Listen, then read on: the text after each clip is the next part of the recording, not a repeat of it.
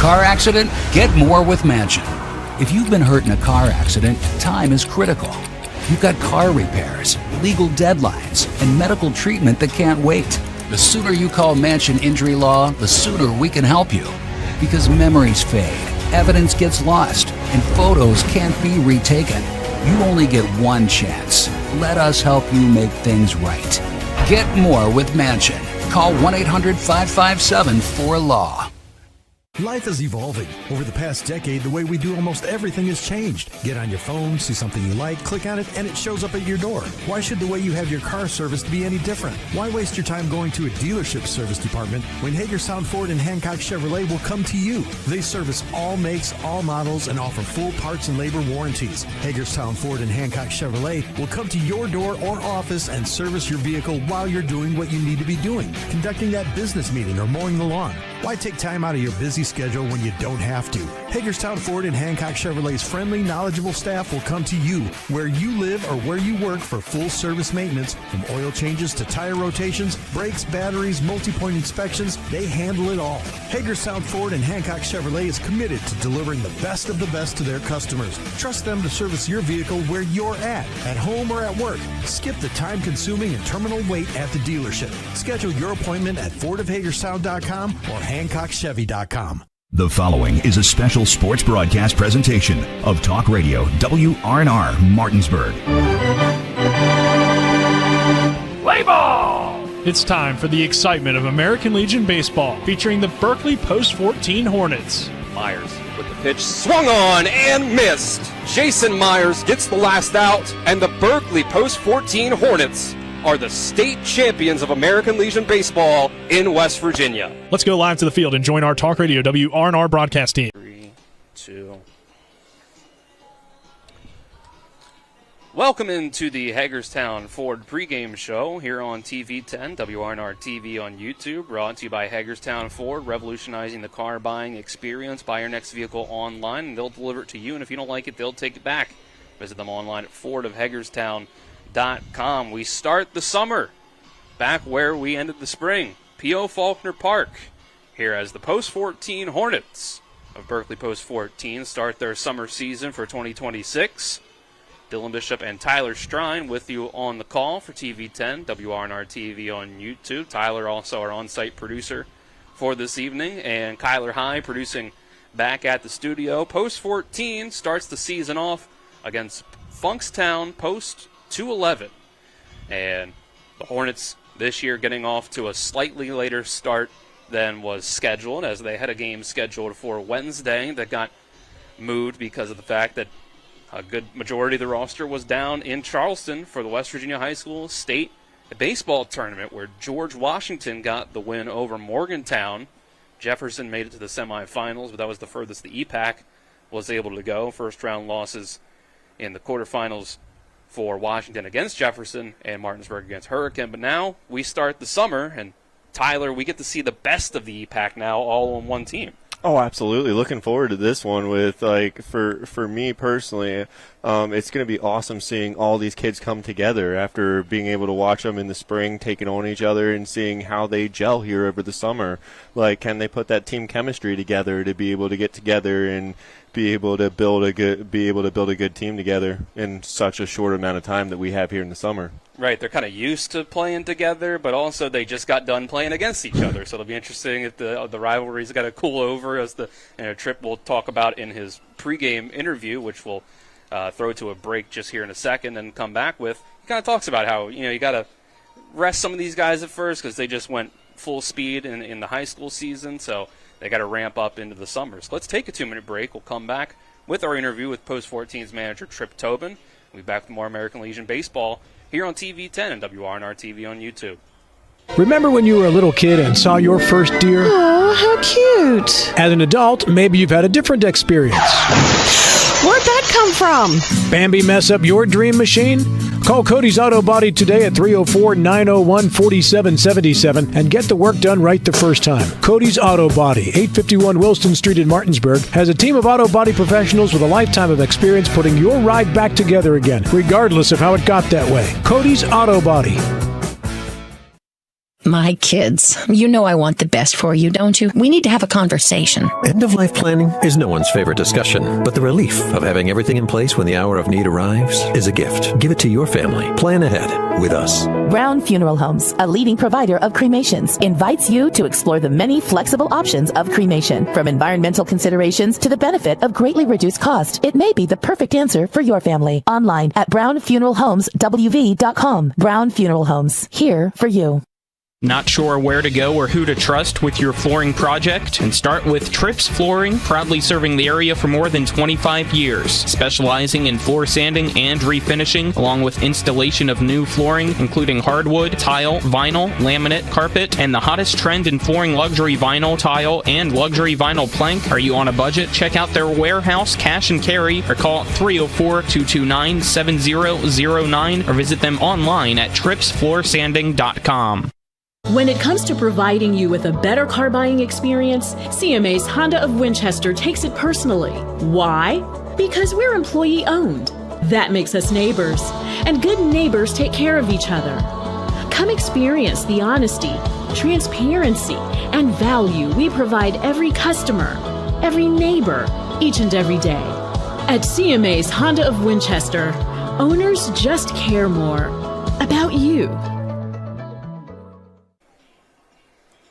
Welcome back to P.O. Faulkner Park here on TV 10. Our coaches' interviews brought to you by Trips Flooring. Not sure where to go or who to trust with your flooring needs? Call Trips Flooring at 304-229-7009 and online at tripsfloorsanding.com. Ironic, considering our pregame interview was with Trip Tobin, manager of the Post 14 Hornets.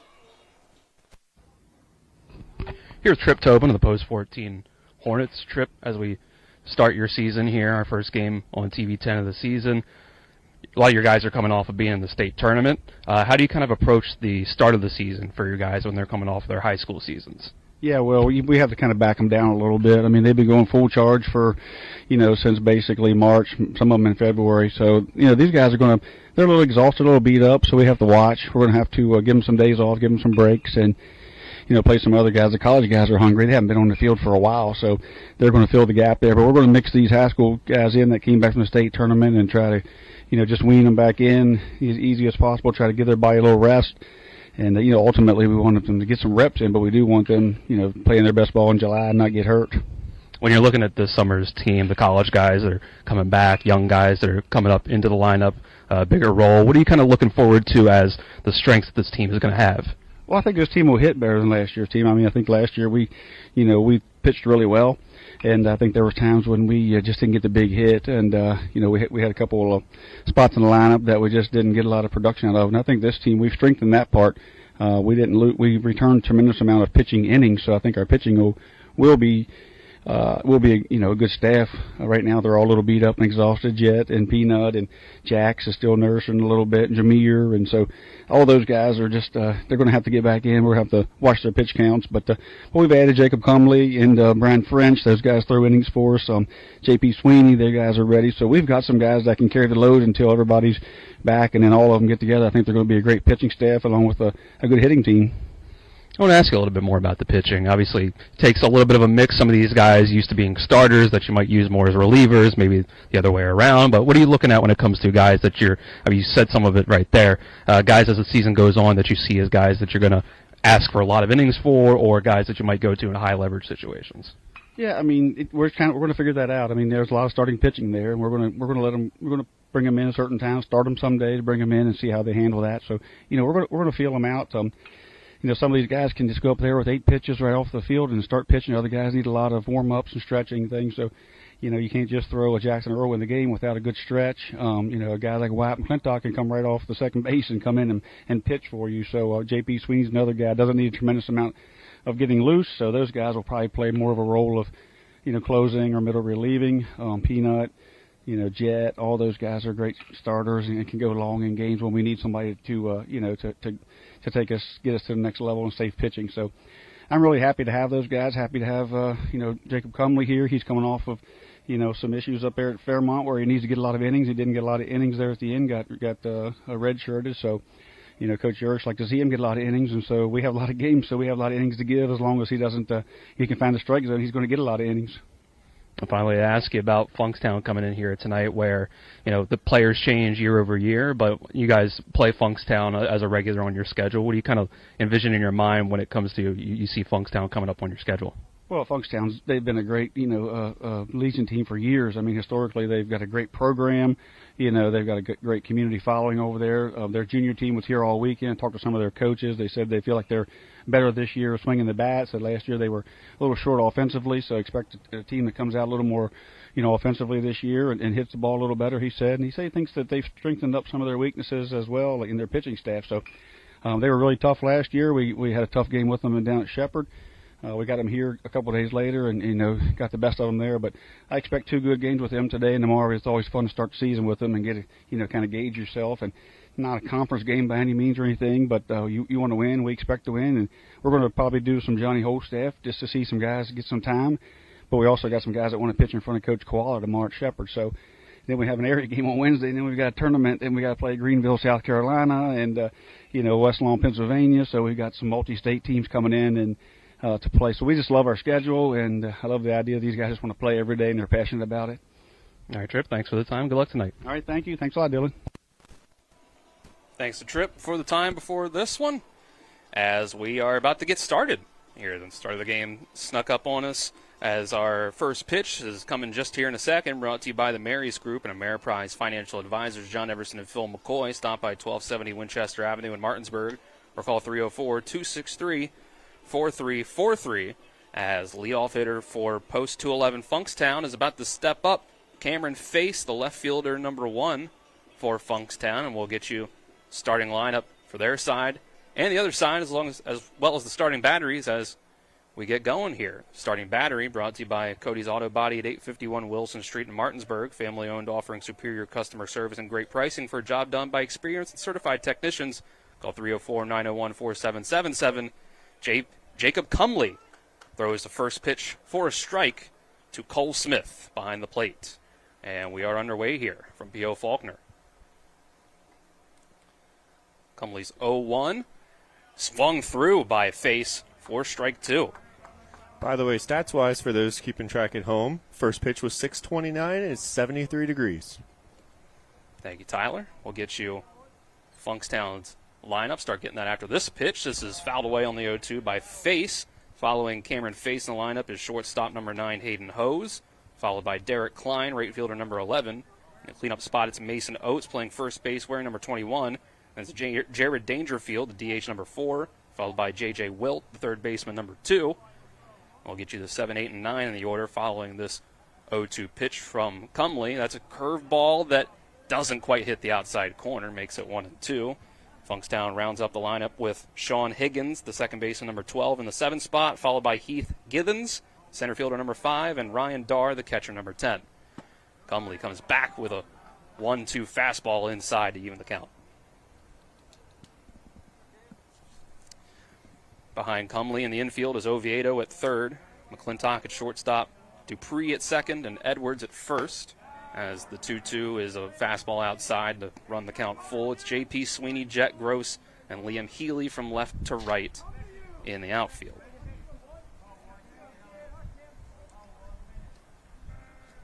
Payoff pitch from Cumley. Here's a foul ball. Face staying alive. Seen a lot of pitches this at bat. Good at bat for your first hitter in the lineup. That's what you want out of your first batter in the lineup, is to see a lot of pitches. So he's getting all that. Absolutely. Making Cumley work. First batter he's seeing. Here's another 3-2. This is going to be popped up. It may be in play. Oviedo is going to roll over and make the play for out number 1. Face with a good at bat, but in the end, Cumley's able to put him down. Brings up Hayden Hose, shortstop number 9 for Funkstown.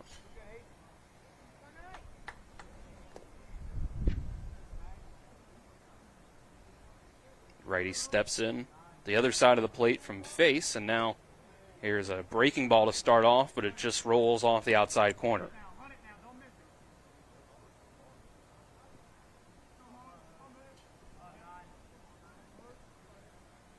The 1-0.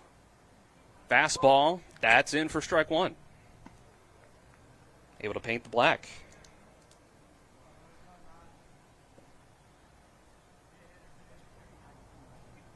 Comley follows, and this is off the end of the bat.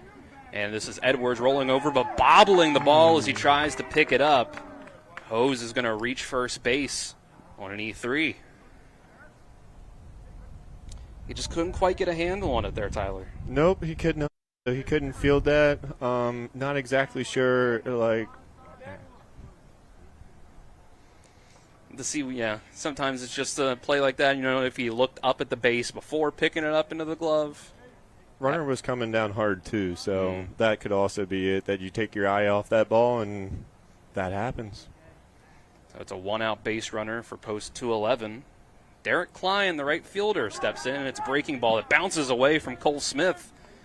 Funkstown, just like that, is going to have a runner in scoring position. That was definitely a tough pitch for a catcher to be able to field, so I would consider that probably a wild pitch there. I think that's the right call there, Tyler. That one just got away from Comley a little bit. So now Klein, the number 3 hitter in the order, can do some damage with one swing. Comley from the stretch. That's another one that bounces. Makes it 2-0. A lot of these guys, summer season, maybe they've had some time off spring mills, didn't get to states, so could see a little bit of rust, but at the same time, Coach Tobin's throwing you out there because you don't have a lot of miles on you compared to some of those other guys that were just playing.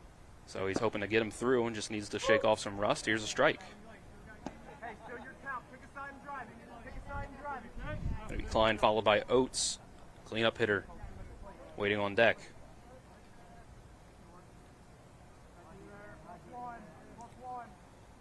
Middle infielders coming close to second base. No throw back. Here's a pitch. Swing and a miss. Strike 2. Good little heat there. The batter couldn't get his bat around enough in time and just missed. Yeah. Comley with a long look back at second base. Now he'll turn to his catcher. And this time, you could kind of tell that time he was thinking a little harder about the base runner. Steps off the base. Looks him back. Of course, this is a big pitch here. You want to get it right. 2-2. Outside it bounces, and Smith couldn't get it on the bounce, so it goes to the backstop. That runner's on third now. Yeah, you can tell the pitcher's kind of thinking too much into his head right now, trying to think about that runner on second, that he threw that one away again to get the runner to third.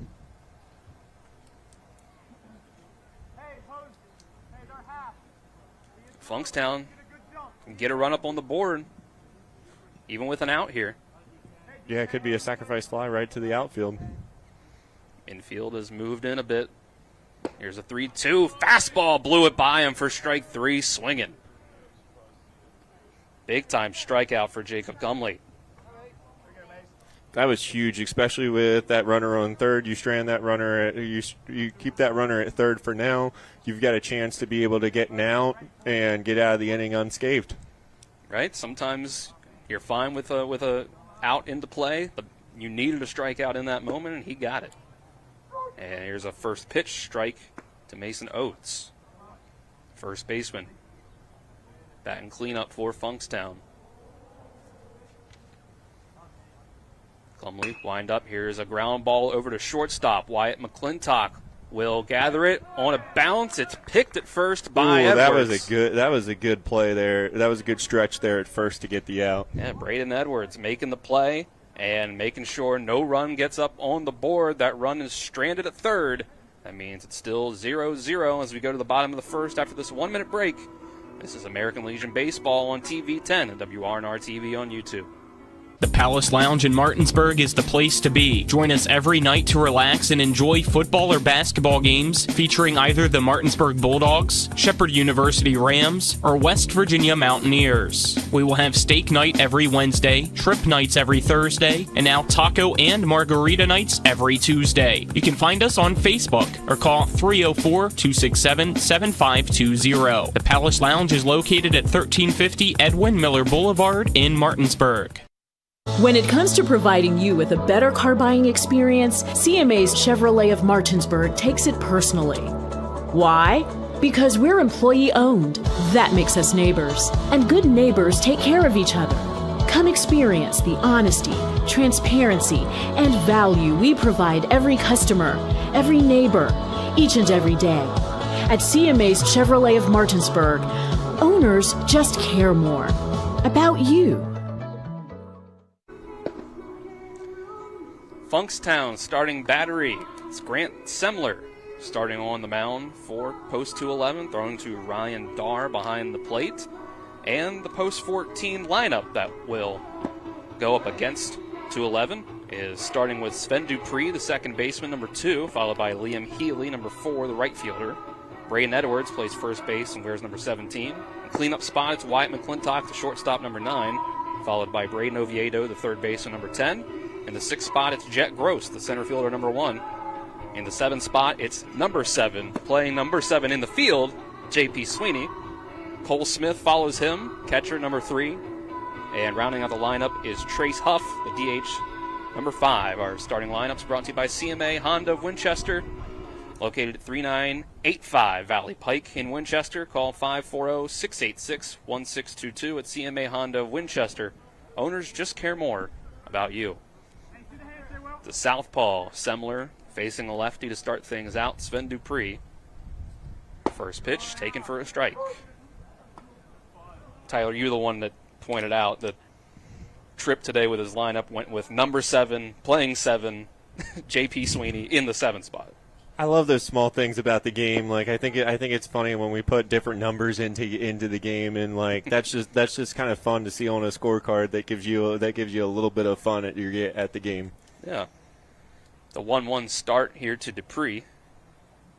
Semler pitching fast. Can't quite hit the outside corner with that fastball. Also, you don't see many southpawers out there, so this will be an interesting test for Berkeley Post 14 to be able to see how they deal with a left-hander. Dupree hits this one the other way. He was able to hit that one perfectly. He's going to maybe try to stretch this one into 2. Yes, he is. And he's got the speed. He's going to stand up on second base with a leadoff double. That was a good hit to the opposite field, out to left field there on a line drive. Yeah, you can tell he ran inside with it and just perfectly, a little late, but in the way you want it to be. Exactly right. Hit that one back the way where it came from. If it's inside like that, just push it out to the outside. He did it perfectly. Brings up Liam Healy. A lot of speed in this post 14 lineup. Healy's got it. First baseman up just in front of the bag a little bit. The first pitch is inside for a ball. Third baseman about even with the bag. The defense behind Semler in the infield is J.J. Wilt at third. It's Hose at short, Higgins at second, and Oates at first. And the outfield left to right is Face, Gibbons, and Klein. Here's the 1-0. Healy will watch that one run inside for ball 2. He's been high inside on both of these, so he needs to get himself to the outside of the plate a little bit, get himself more comfortable with that batter there. There's a lot of lefties at the top of the order here for the Hornets against a left-handed pitcher. And Healy is going to square around the bunt. He pulls it back, though, and maybe he got into the pitcher's head a little bit as that one's just barely off the plate. You also saw the first baseman starting to charge in there, so they're thinking maybe it might be a bunt situation here to be able to get that runner over the third, so we'll see what happens. See if things change on the 3-0. Healy taking that one all the way. It's over for a strike. And yeah, Tyler, I will be intrigued to see on a 3-1 if we would get a bunt attempt from Healy. Perhaps the last chance to get one. Semler looks back, fires, and it's taken for strike 2. Maybe right around the knees. Yeah, that's okay. That's a little low, and it also fills up the count. So, like we talked about with the first batter for Funkstown, that this batter's working the count. Yeah. Here's your payoff pitch. Healy will foul away. Fouls away one, and he'll get another shot at it. Edwards awaits on deck. Post 14 going with the red jerseys today. Funkstown, the black. Another 3-2 from Semler, and it's another foul ball. They've also got, they're both regular, so Berkeley Post, the Hornets, are in their white bottoms, and Funkstown is in gray bottoms. No.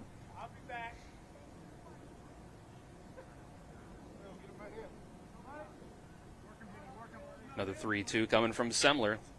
With a look back to second, runner goes, and it's ball 4, throw over to third. It bounces once, and that's enough for it to be late. It's a steal of third and a walk for Liam Healy to get the first. Credit Sven Dupree with a stolen base. That's speed. He's able to turn that base hit into 2 and then get himself to third.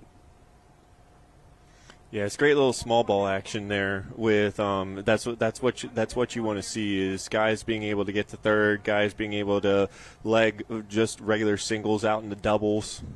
So definitely a really good key to the game to be able to get that small ball action going. Maybe your most powerful hitter in the lineup comes up next, Braden Edwards. He'll take one that bounces, and it goes out in front of Dard enough that Healy now takes second. So that takes away your double play opportunity. Now it's 2 in scoring position. And that's another one that will go with the other one I think can be chalked up as a wild pitch. Yep. Bounce way in front of the catcher.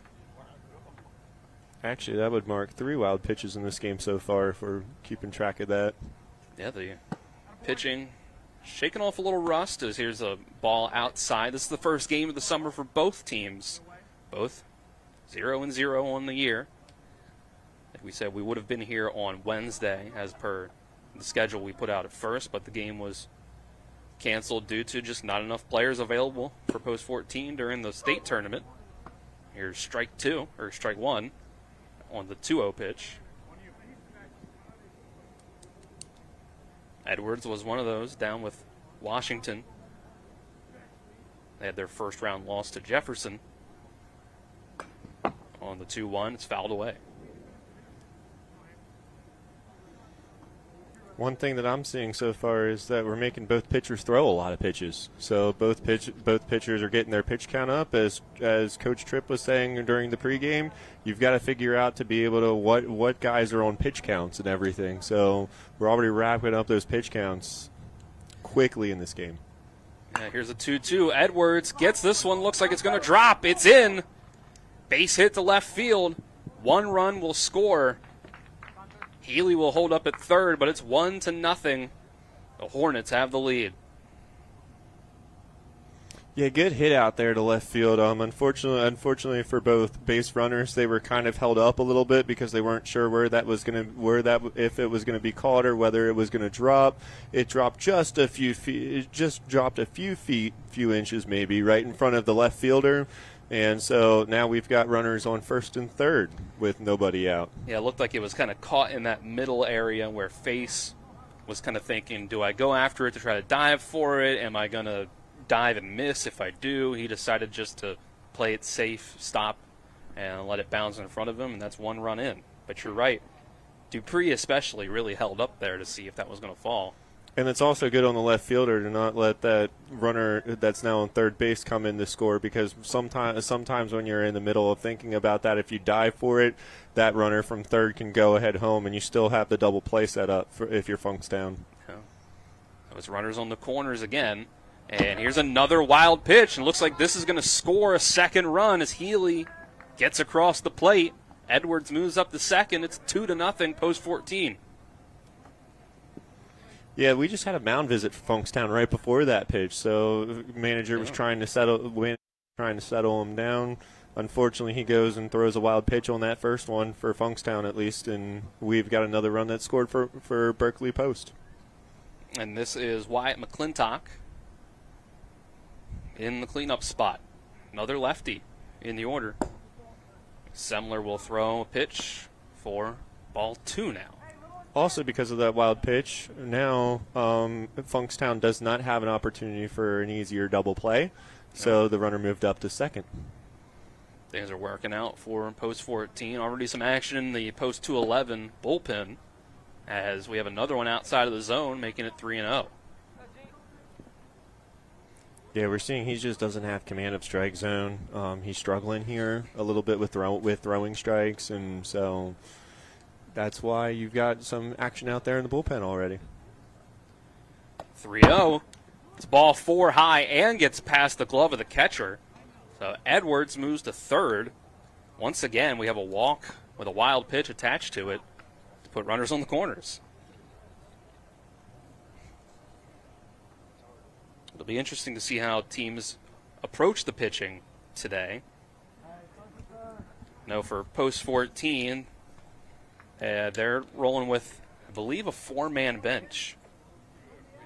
There was 5 listed on their lineup card, but I know that there's one that is still trying to come back from injury. Here's the next pitch. That is in for a strike. And with that, I'm referring to Jackson Earl, who is listed as players available, but is still coming back from injury. Then you have the likes of a couple guys like Jameer Brown, Andrew Engel, coming off of the state tournament that are going to get some time off. And here's a ball hit high in the air by Braden Oviedo. And it's going to be to deep left field, caught, but deep enough to where this is going to be a sacrifice fly as Oviedo drives in his former Martinsburg teammate, Braden Edwards, to make it 3-0. That's great. That's great that he just put bat to ball right there and shot it out to left field to be able to get the chance to be able to get that runner in from third. Unfortunately, he couldn't advance that runner from first to second, but you'll take the run every single time. That's Oviedo coming back from college at his level after graduating last year, as the runner tries to go before the pitch, and he's caught in a rundown. And the ball is dropped. Wyatt McClintock saved by the dropped attempt at the rundown. I was so glad that he wasn't caught there because I was trying to figure out the rundown there and the scenario there. So the pitcher dropped it. So fortunately for me as a scorekeeper, I like to keep score. You don't have to put down I don't have to put 4 to 3 to 4 to 3. Yeah. And then 1 and then. All right, Jet Gross hadn't gotten to see his first pitch of that bat because of that. Now he'll take the first one outside for a ball. But kids, if you're watching, that's exactly why you don't give up in a pickle like that. You just keep running. You're never sure who's going to drop the ball. Absolutely. Jet Gross takes this pitch low and outside for ball 2. Part of the Jefferson Cougars that made it the furthest in the EPAC through the state tournament to the semifinals before being downed. I will say it's much easier to see what their high schools are based on their batting helmets. That's true. They are wearing their high school batting helmets. See hey, the guy's wearing a maroon helmet. He probably went to Jefferson.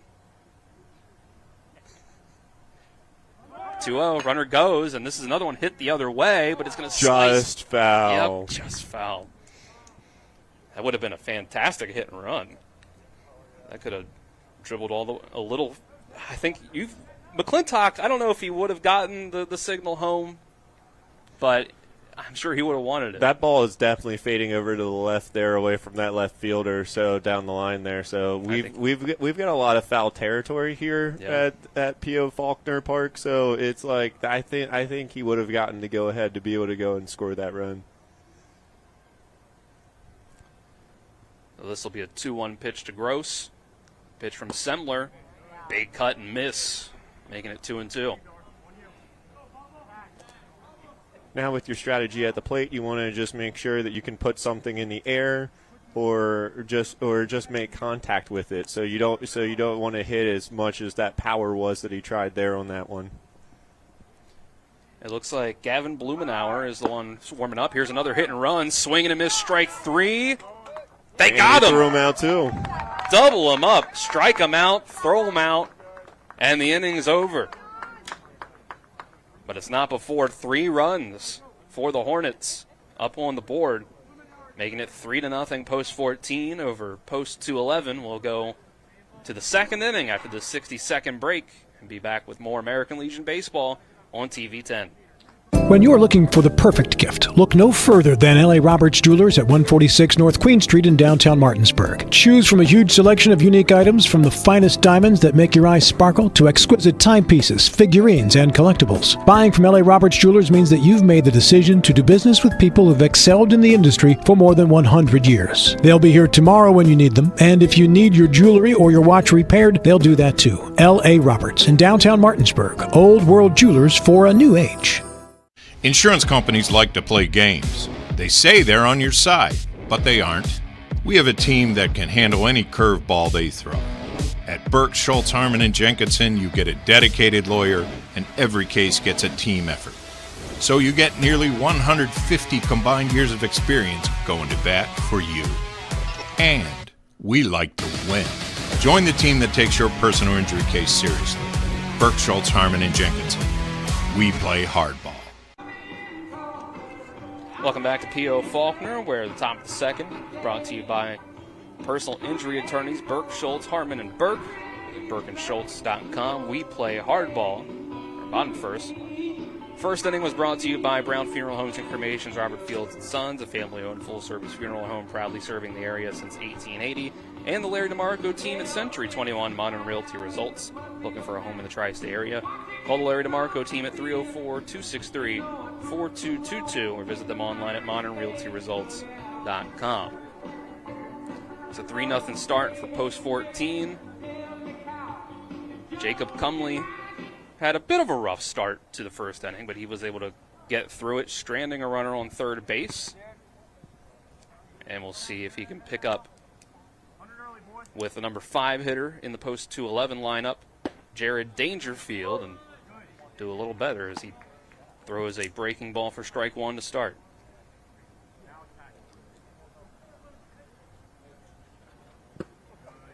Next pitch, low and inside for ball 1. It'll be Dangerfield, Wilt, and Higgins. 5, 6, and 7 in the Funkstown lineup. 1-1 taken for strike 2. Smoother start with this at-bat for Jacob Cumley from Spring Mills, and he's going to get strike 3 as he gets Dangerfield to swing and a miss at this one. I was wondering if he was going to go to that. That looks like the curveball there that was down and it started in the strike zone and then went and just dropped off the table for a strikeout there. Leadoff strikeout for Cumley. Put the batter down. It's going to be followed by J.J. Wilt. Fastball inside.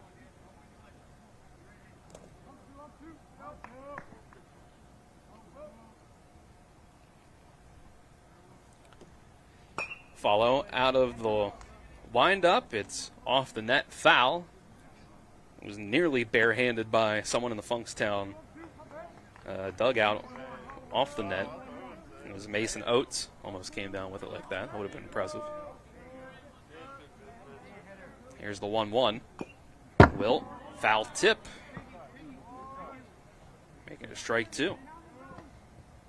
So Cumley, it looks like Tyler, he's settled down a little bit in the start to the second inning. Yeah, I've been trying to figure out if I want to say that yet or not, because I'm like, has he had enough batter sense to be able to do that? But he seems like he's settled down. I mean, we've gotten 2 Ks out of the last 3 batters. And make it 3 out of 4 if we get this throw down the first, drop third strike. Yes, out number 2. That breaking ball is starting to fool these hitters a little further down in the lineup. See if he can keep that up. It's 2 straight strikeouts, and as you mentioned, Tyler, that's going to make it 3 out of 4 now. That's a nasty-looking pitch, especially the way that he can locate that. Like that strikeout of Dangerfield there to start off the inning was just fell off the table. He had one earlier that just missed on the outside. And a big cut, swing and a miss for strike number 1. So he looks like he's in command of that curveball tonight, and so that's one thing that I've been seeing that might help him moving forward. And Sean Higgins starts 0-2. Another strike comes in. A little bit of the rhythm has been found on the mound. Here's an 0-2. Strike 3.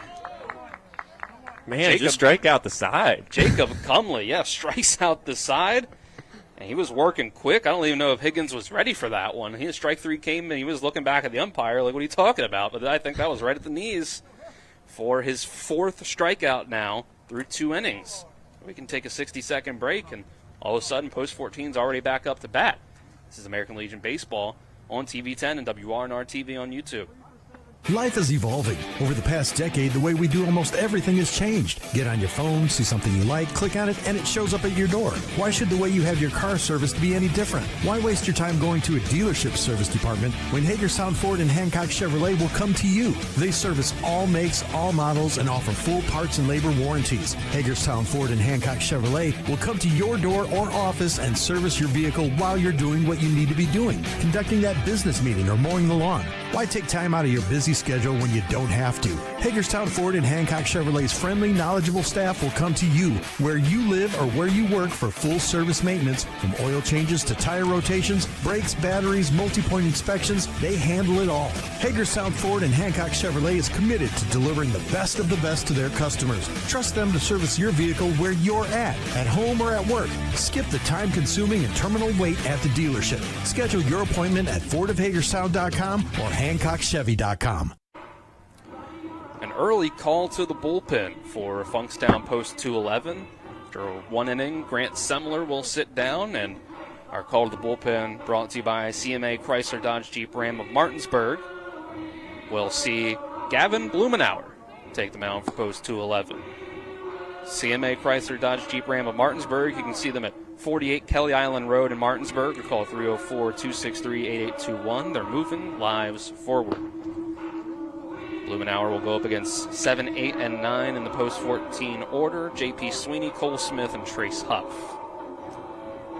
Yeah, it looked like it was just a straight-up pitching change and not anything else. So there's nobody who's changed defensively, so it was just pitcher for pitcher. That means J.P. Sweeney will now get his chance to step in. One of the few righties in the Berkeley Post 14 lineup today. We're talking about after that first inning that 5 of the first 6 batters, 6 batters in general now that Semler saw were all lefties, as there's a big cut through the first pitch of the inning for a strike. And this next one will be on the ground and just past the glove of J.J. Wilt, the third baseman. And that's a leadoff base hit for Sweeney. And now you've got a right-hander out there on the mound for Funkstown, so that makes things a little bit more interesting for Berkeley Post, being that they were seeing a lefty, now they're seeing a righty.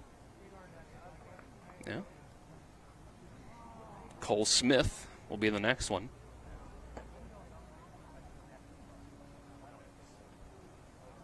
He will step in. Another righty. Taking strike 1 from Blumenauer.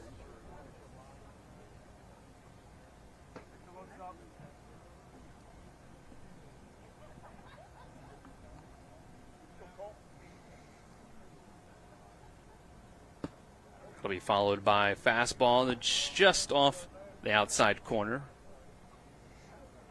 The bench available for Post 14 today appears to be Brian French, Robbie Lopez, Brett Pedersen, and Andrew Engel if need be. We just had a pickoff attempt over to first base. That was a failed pickoff attempt. Keeping the runner at bay, keeping him honest. Now to the plate, and that'll be high for ball 2.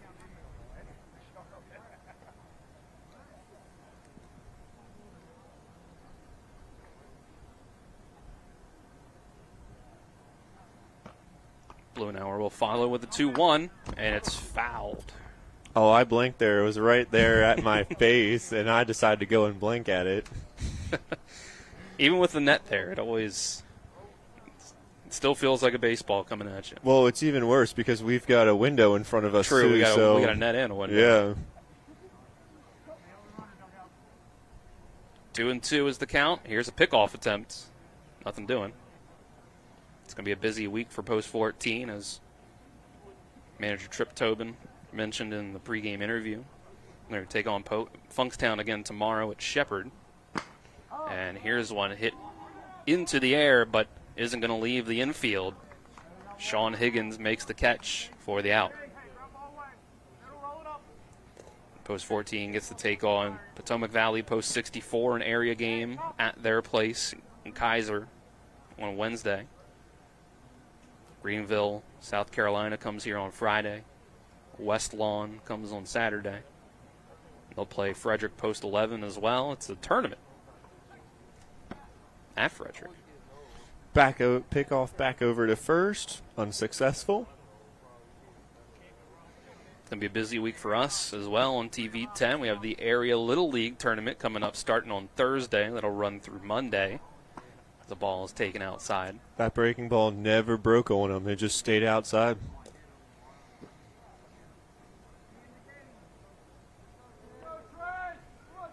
The 1-0. Another pickoff attempt, nothing doing on that one either. If you're wondering, coming up for Little League, we'll have one game at 6 o'clock on Thursday. The next pitch in for strike one, making it 1-1. Ooh, that was the bottom outside corner. So that was a good paint job right there. Yeah. Little League will have double headers starting at 5:30 and 5 on Friday and Saturday as another one is fouled off. Make it 1 and 2. Followed by the rest of the losers bracket to find the runner-up in Area 1 in District 6. Sunday at 5 o'clock. Monday at 6 o'clock. Another pickoff, nothing doing. And that last pitch here was low and inside, so he's definitely using all sides of the strike zone right now, because we saw that last pitch was outside, it was low and outside. So now he goes back outside again for a ball. Makes it 2 and 2. Trace Huff working the count well as the bottom hitter in the order. The 9 spot, trying to flip it over to the top. Blue and Hours 2 and 2. Can't quite hit the zone for strike 3. Runs it full.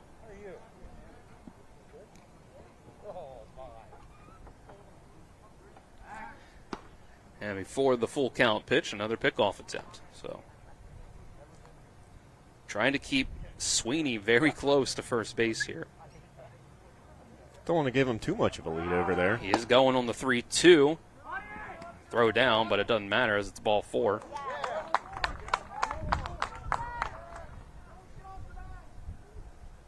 It was called out, but it's not going to matter. Batter was a walk, so It doesn't matter. That makes it first and second.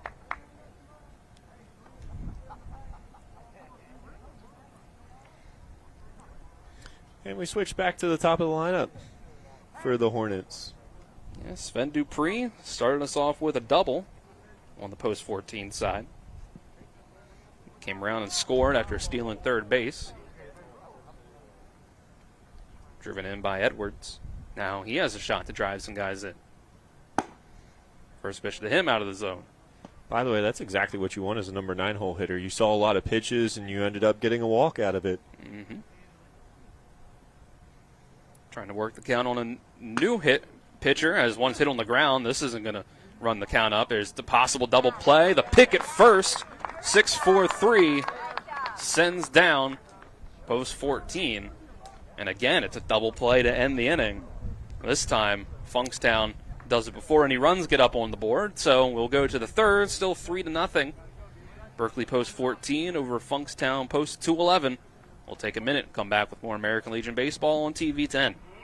I like the layout of the course very much. I think it challenges the low handicappers and is very playable for the mid and high handicappers. All different levels can play on this course. I think it challenges you from the get-go. And the first tee program here is one of the best, if second to none. It is the best in the state of West Virginia. The men have a league, the women have a league, the kids have things going on.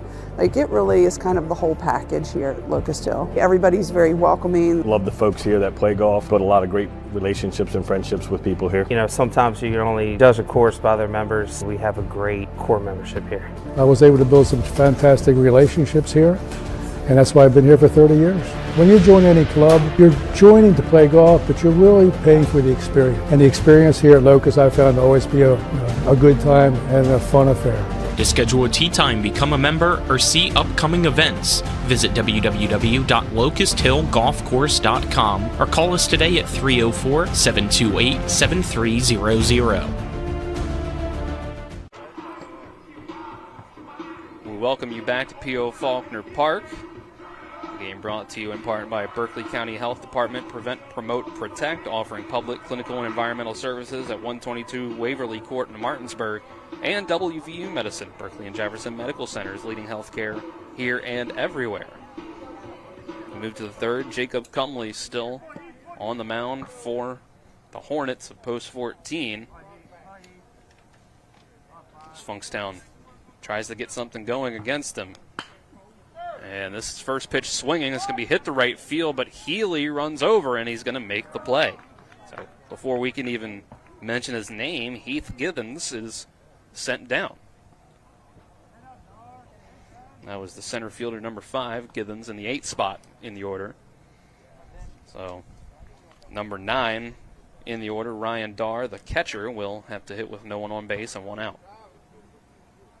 Sometimes when a pitcher's in a rhythm, like Cumley's been in a rhythm, you try to get him off rhythm by hitting that first pitch. It was close to the wall, but not over, as that first pitch was taken low and outside for a ball. All right, Cumley, that last inning especially, was just hitting the strike zone pitch after pitch, so they would try to be aggressive. It didn't quite pan out. This one's fouled off, and it's just going to hit the top of the Funkstown dugout. Edwards thought at first he was going to have a shot at it. Well, you also want to try to get him out of his rhythm, too, because he's been in such a rhythm here where it's like that last inning, he was like, you didn't even need a pitch clock there. It was like that quick. He was doing a Grant Henderson impression, pitching as soon as he could. 1-1. This is going to be fouled away again. But that's exactly how you got to pitch if you want to make it to the bigs. Even in the Atlantic League of Professional Baseball, where the Hagerstown Flying Boxcars are, they even have a pitch clock. So you've got to be able to get out there and just pitch really quick. So that's what these guys are trying to do here. 1-2. Another foul ball. Grant Henderson was going to be a part of post 14 this year, but then the decision was made for him to just prepare for his college career at Millersville, where he'll eventually get the shot to take on the Shepherd Rams, like post 14 is going to be playing on their field tomorrow. 1-2 outside the zone.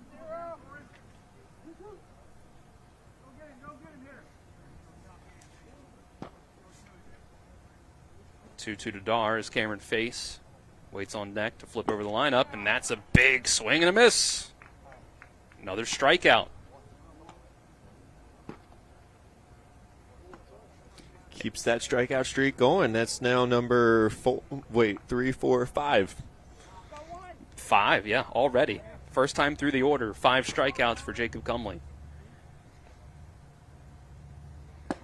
And Cameron Face will kind of a half-hearted swing go through for strike 1. He popped up in foul territory near the Hornets dugout on the third base side in his first at-bat, and he's going to swing through this one, too. Cumley is just...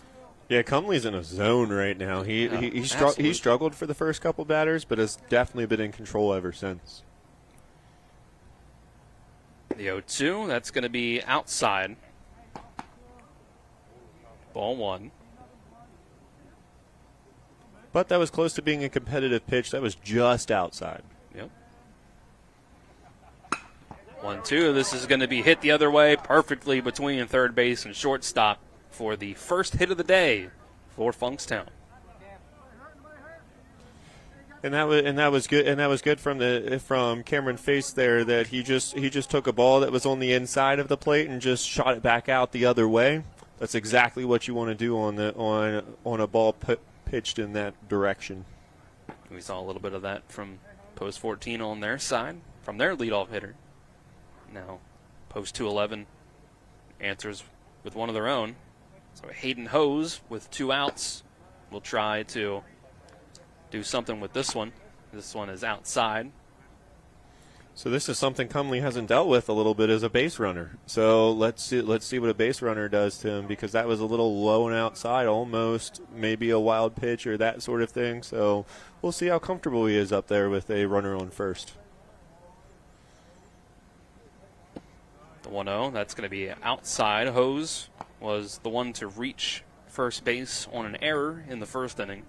Braden Edwards bobbled one he was trying to toss to Cumley.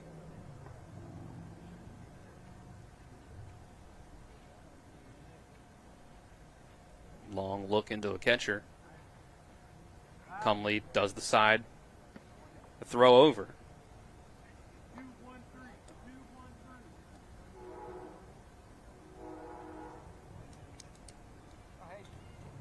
The inning continues. Derek Klein on deck.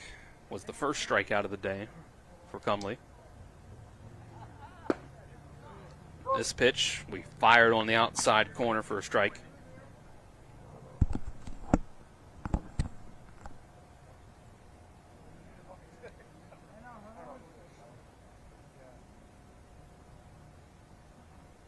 Runner will go.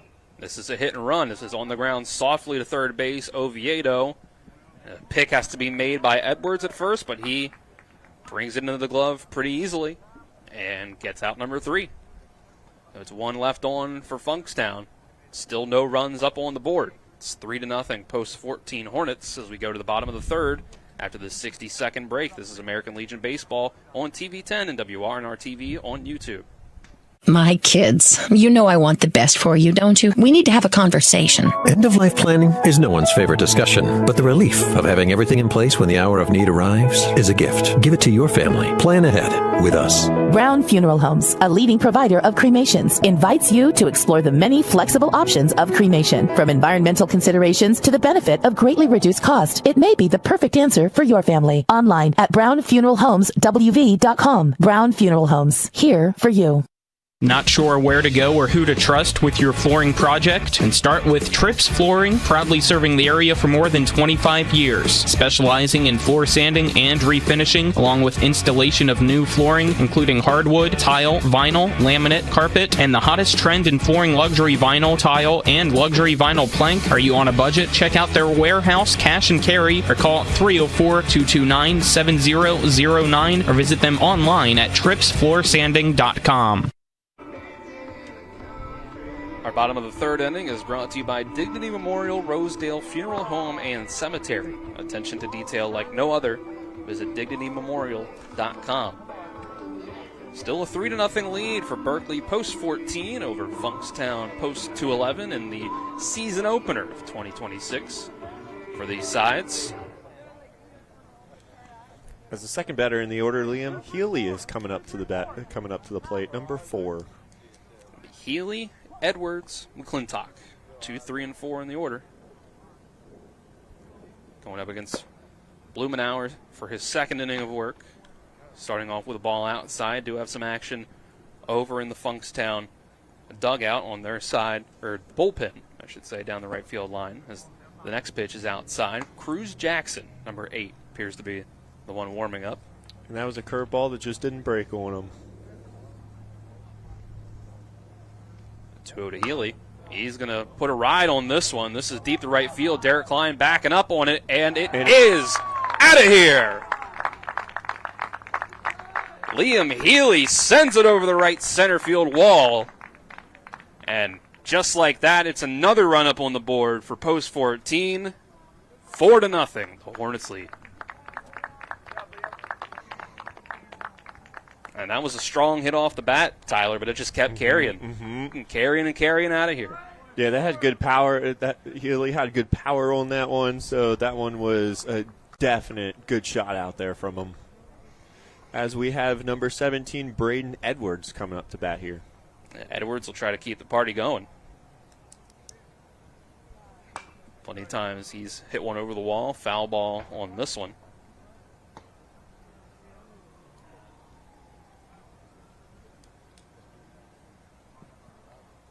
Edwards, the Washington High School product that did once use P.O. Faulkner as his home field for high school games, as he hits this one into left field the other way. Edwards, the Bulldog turned Patriot, gets first base. That was right through the gap, right between the third baseman and the shortstop were right there. Neither of them could get it. Went straight up right through the hole there. So that's just that's unfortunate for Funkstown that they weren't able to get that, but we'll take that. We'll have to see if this is have to see if this is the end of the day for Blumenauer, if this is just a mountain visit to try to keep him going just a little bit further. Edwards, that was almost around the same spot that he hit his signal in the first inning. It just was a little bit more of a line drive this time. First inning, he hit one over the shortstop's head for an RBI single, driving in Dupree. But Blumenauer, don't think he's coming out yet, but clearly the manager used up the full time he could. Yeah, that was just trying to be a vote of confidence because you just came out of a 6-4 double play to end last inning against the number one hitter, Sven Dupree, for the Hornets. So it's like you want to give him his confidence back after that homer and after a close play that almost could have been an out there. I do think the manager's ready for Cruz Jackson when he's ready. They saw a tip of the cap over to the bullpen as he was walking back to the dugout. But for now, we'll see. And a pickoff attempt to Edwards at first as Wyatt McClintock steps in. Drew a walk in the first inning.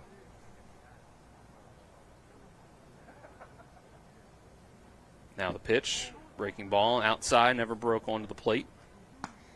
Good block by Dar.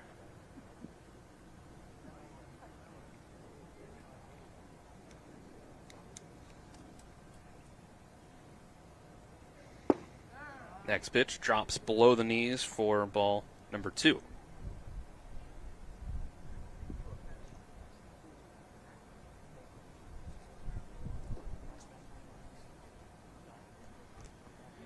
And this one, fastball low, but McClintock. But that's right at the left fielder. Yeah, got a piece of it, but it was right at Cameron Face for the out. First out of the inning. F7 right at the left fielder, and that'll bring up Braden Oviedo. And McClintock with a little bit of a scouting report for Oviedo as he comes up to the plate. Oviedo drove in a run on the sacrifice fly first time around.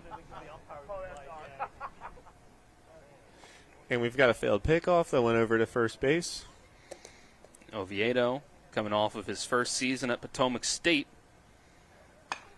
And here's a pop-up. It's going to stay in the infield. And, well, actually just backing up to the edge of the outfield, turns out, Sean Higgins had to do. He stayed in place in the turf infield and then realized at the last second, oh, I got to back up a little bit for this one. But that's out number 2, so that's quick 2 outs.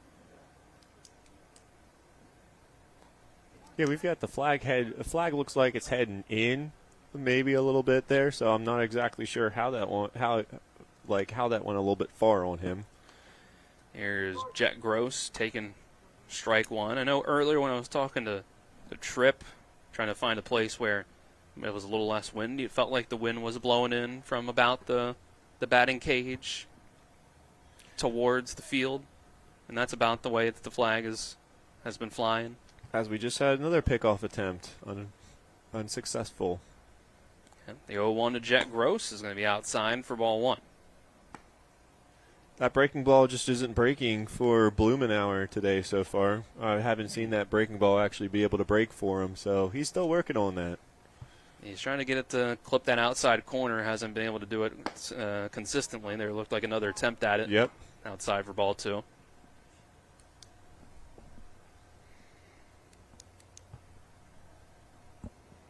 Gross struck out swinging to end the first inning in his first at-bat. Now this 2-0 pitch, he'll watch it bounce right in front of the Dar.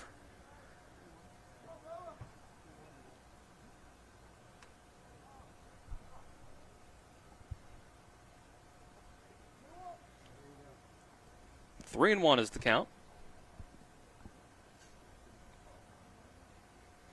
And the pitch. Gross hits this one out to left field the other way again, but this time, once again, Cameron Face is going to be able to get under it for the out. That's 3 outs, so post 14 goes quietly in this half inning Well, not exactly, because they got the homer. That's a great point, Tyler. That was a little ways ago. Yeah. Afterwards. After that mound visit, it was a line out to the left fielder. It was a pop out to the second baseman, and then your fly out there to the left fielder. Yep, started the inning hot, Liam Healy with the solo shot. Went quiet from there. But that does make it 4-0, post 14. So we go to the fourth inning. Take 60 seconds, come back with more American Legion baseball here on TV 10. When it comes to surgery, experience and innovation matter. At WVU Medicine, our board-certified surgeons use the latest robotic and minimally invasive techniques to provide better outcomes and faster recoveries. We offer a full range of procedures, including advanced hernia repair, anti-reflux surgery, breast cancer surgery, colon resection, gallbladder removal, skin cancer, and lesion removal. Trust the region's leader in advanced surgical care. Call WVU Medicine Surgery today at 304-596-2150. Providing reliable protection since 1877, we are Farmers and Mechanic Insurance Companies. For over a century, we have been dedicated to provide dependable insurance protection and excellent customer service. We specialize in auto, home, farm, and business insurance. Our products are backed with personal, hands-on service. You can trust us to protect what matters most to you. For all of your insurance needs, there's Farmers and Mechanics Insurance Companies.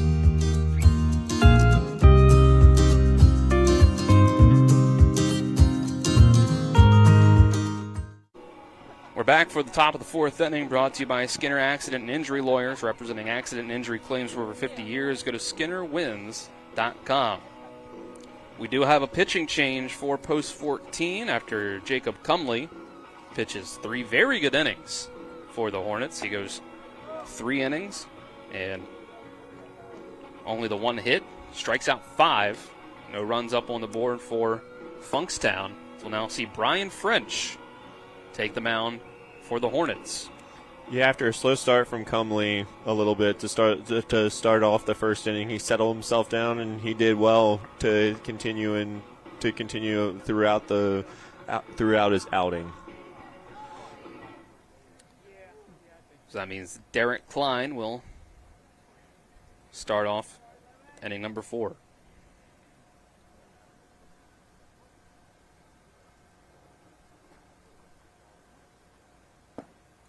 French's first pitch will drop in for a strike. Klein, 1 at bat so far. It was a strikeout swinging.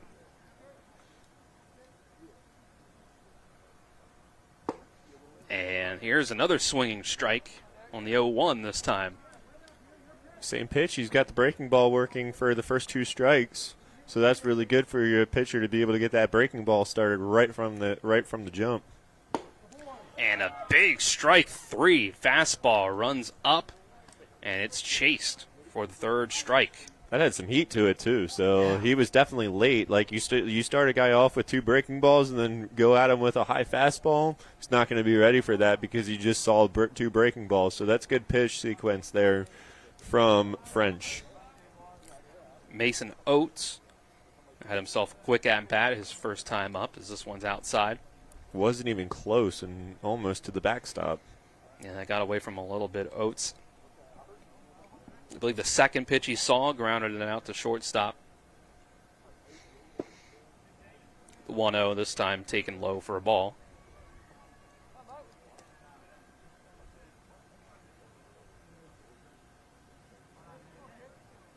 French will wind up and throw the next one, and that's a foul ball. Oates was a little late on that one, making it 2-1.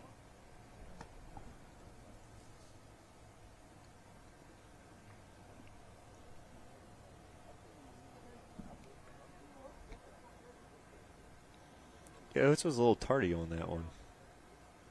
He was. There's a breaking ball. He was able to get a better look on this one as it's at the deep right field and just past the glove of Liam Healy. Lost it in the sun, it looked like. That's exactly what I was thinking. On looking at our first base cam here, the sun is right there, so he definitely lost that one in the sun. Yeah, that's always the tough position that the sun kind of gets to around this time of day. It can make it hard on the right fielders, first baseman, right-handed pitcher if he's looking that way. So that's Oates getting himself to second base. It was going to be a tough play regardless. It was right just past the glove. I'm going to call that a double. I'm going to call that a double because I think he lost that one to the Sun. So I've been around a lot of official scorers in my life, and they all say that the Sun can't cause an error. So you lose it, and you lose it in the Sun, can't be an error. All right, I like that. Like that little tidbit there, Tyler. Thank you for that. 1-0. Fouled away. Everybody getting out of the way of that one as that one hit the Hornets bench there. Yeah. Now watch out. That's always... I'm always surprised that doesn't happen more often. Especially with how big that area is there from the actual dugout to the to that front fence there. The 1-1 is going to be called strike 2, catching the outside corner, according to our home plate umpire, against Jared Dangerfield.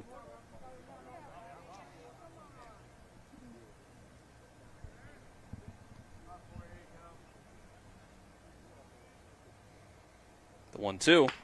This is right down the line. Nice diving snag by Oviedo. The throw to first in time for the out. And he also keeps that runner at second, so that's even better. That's an even better play there on top of how good that play was down there. Keep that runner at second. Oviedo, great play down there as Dangerfield got no respect from the umpire on the strike call before there, but this time he hits it in play, and great play. By the way, that reminded me of a play that Manny Machado has done previously. It looked like, yes, the best of the best can make a play like that. And here's a swinging strike one to start the at-bat for J.J. Wilt. This is the part of the order that struck out 3 up, 3 down in the second inning against Cumley. Wilt's going to hit this one on the ground right back to Oviedo. He bobbles this one with a bare hand, and he decides, I better not throw it. Yep. So almost a great inning to just do it all himself just about for the third out. But that's going to be an infield single for J.J. Wilt. Baseball creeps up on you quick there. You got the confidence there after that awesome play, and then you're like, oh, I got this, and then the ball sails on you after you're trying to grab it with your glove. Sean Higgins is next. So the game humbles you. Yes, it does. Higgins, big cut through the first pitch. He had the 3-pitch strikeout against Cumley in the second inning for his third of 3 in a row in that inning. And that was the one that we mentioned how quick it went. Two quick strikes and a third strike looking, and here's another quick at-bat as this is going to be hit to shallow center field, and McClintock from shortstop moves over to make the play for the third out. So that's 2 runners getting on base and being left on base once again for Funkstown. First and second, those guys stay there. And we'll go to the bottom of the fourth. Still a 4-0 lead for Post 14 over Funkstown Post 211. We'll take 60 seconds, come back with more American Legion Baseball on TV 10.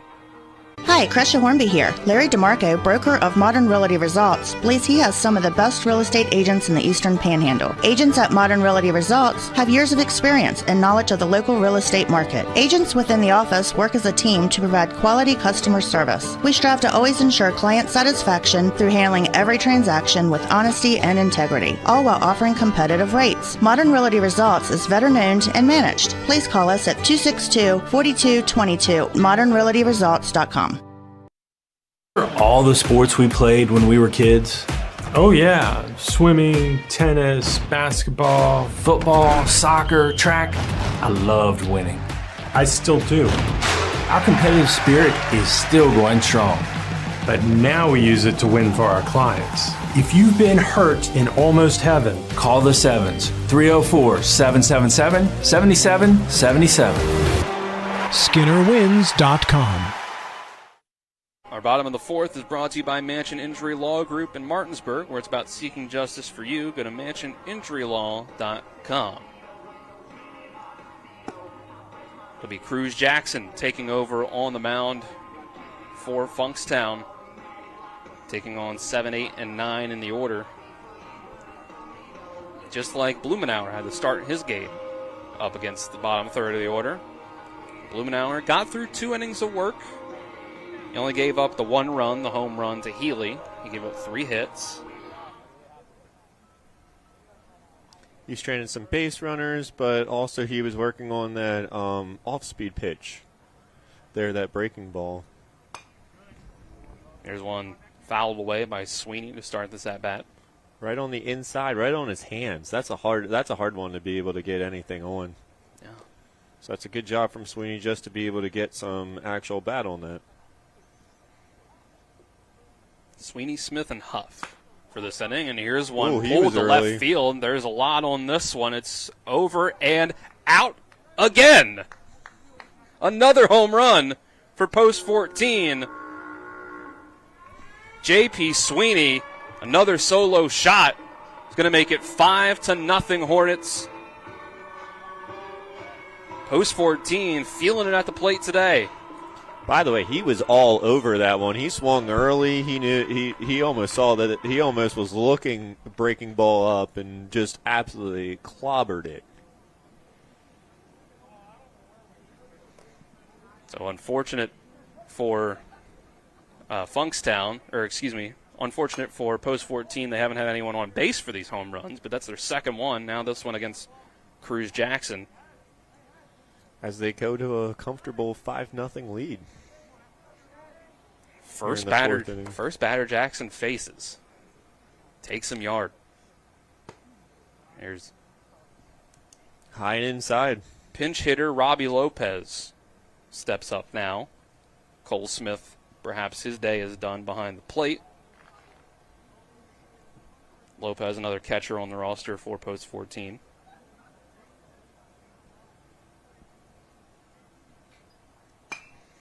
He's going to put the bat on this one, but it's fouled away.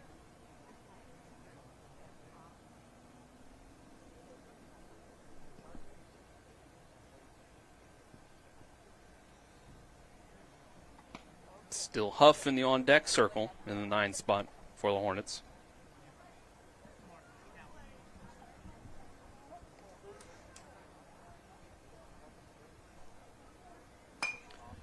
And here's another one fouled away. So that's French put into the game as a pitcher. That's Robbie Lopez into the game as a pinch hitter. Brett Pedersen, I believe, is the only player available off the bench for post 14 we've yet to see. Earl and Engel are listed as available, but are not expected to see the field today. Got a little bit of a break as umpires are looking for some more balls to. A lot of foul balls today, yeah. Yeah. Manager Tripp just went over and so opened up a ball for him because no one else was doing that for him over there. So if you want something done, you got to do it yourself sometimes. Now 1-2 count to Lopez. He'll step back in. Jackson throws, and that's inside. Catches the inside corner. Lopez wanted to swing at it, thought better of it, and now he realizes that he should have, as that is strike 3. A good response from Jackson up on the mound. Be able to come back from that home run with a strikeout. Now we've got all the baseballs coming in. They're finally finding them there. I see that we got some activity over towards the softball field, the people walking around looking for foul balls. Here's a first pitch strike taken by Trace Huff. Well, I don't know who threw them, but it looked like it came from the Funkstown dugout, so they were all keeping the balls over there. They're like, no, you guys use yours first. So next one bounces. It's a 1-1 count. Jackson nearly bounces another one. That's low for ball 2.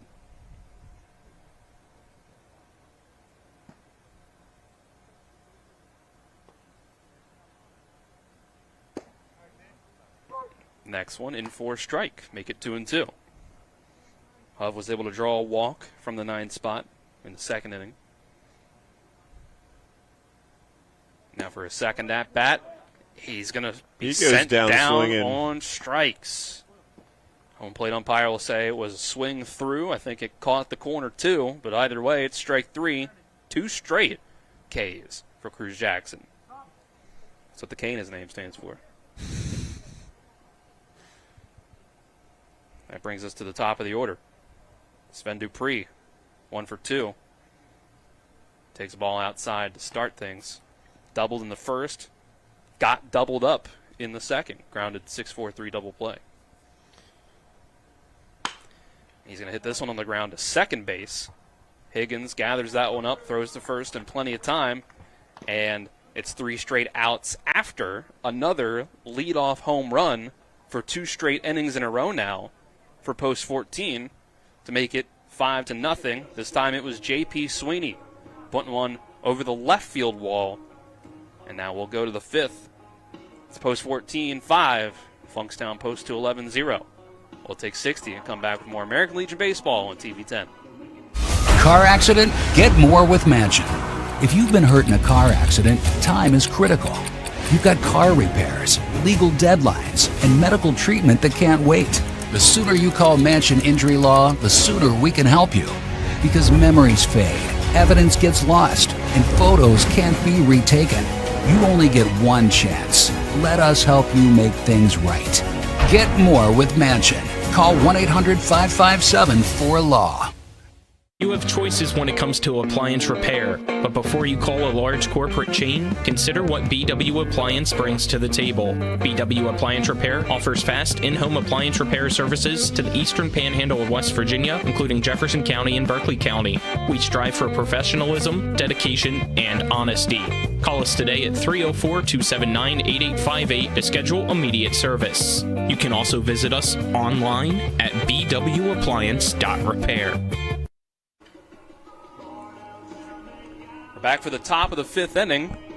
Brought to you by CMA Chevy and Toyota of Martinsburg, all in one convenient location, 650 Foxcroft Avenue, where owners just care more. Second inning of work coming up for Brian French, as it's a 5-0 lead for post 14 over post 211 of Funkstown. Dylan Bishop and Tyler Strine with you on the call. Tyler, also our on-site producer, our studio producer, is Kyler High.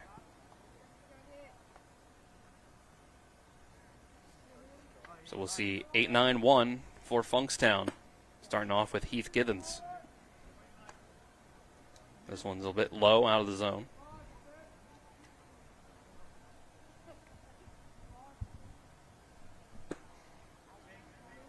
Next pitch, around the same spot. That's going to be ball 2. Low and outside.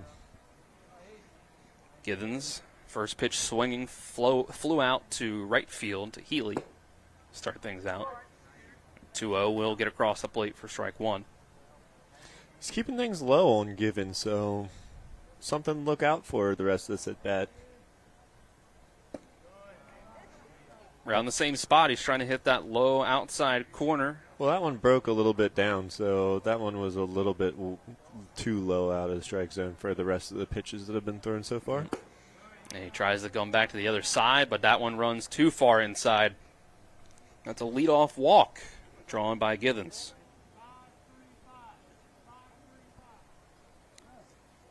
And that's now, I believe, the first leadoff base runner of the game for Funkstown. Ryan Darr comes up, struck out swinging, and is only at bat so far. Givens takes a healthy lead over there at first. I noticed that too, as the first pitch is a bit high and inside for a ball. Givens trying to draw some attention from the pitcher. French, this is down the line, just barely past the glove of Oviedo for a base hit. Oviedo made a great play on something very similar last inning. He was able to get it into the glove. This time, not quite. It goes right over the bag and into left field. Good hit for Darr right there. Just hit it down the line and see what you can do. Oviedo not able to get to that one, so now we've got runners on first and second with nobody down. First bit of trouble that post 14 has seen really since the first inning when a runner got to third. First and second, no outs for the top of the order. Cameron Face, who takes a strike.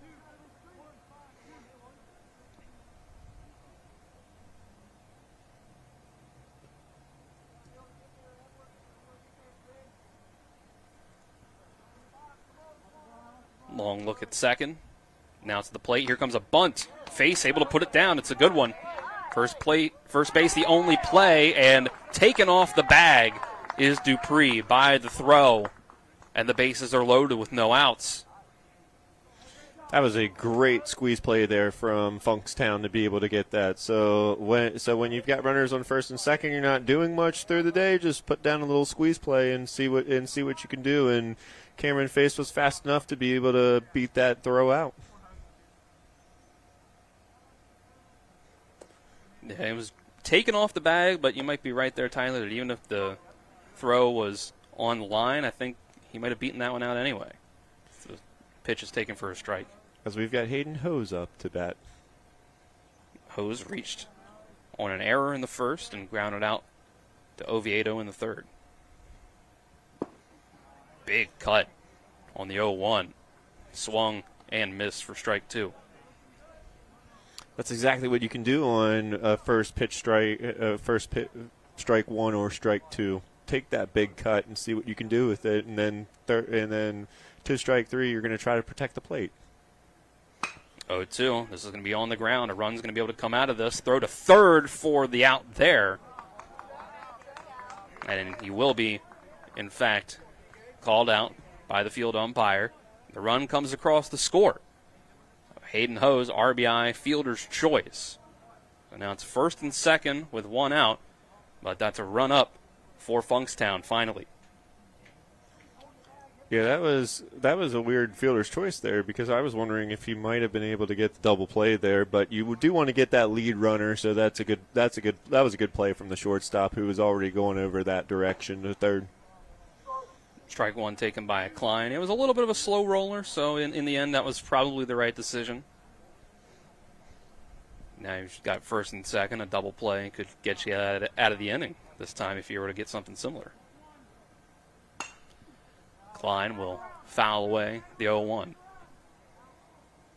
0 for 2 with 2 strikeouts is Klein so far.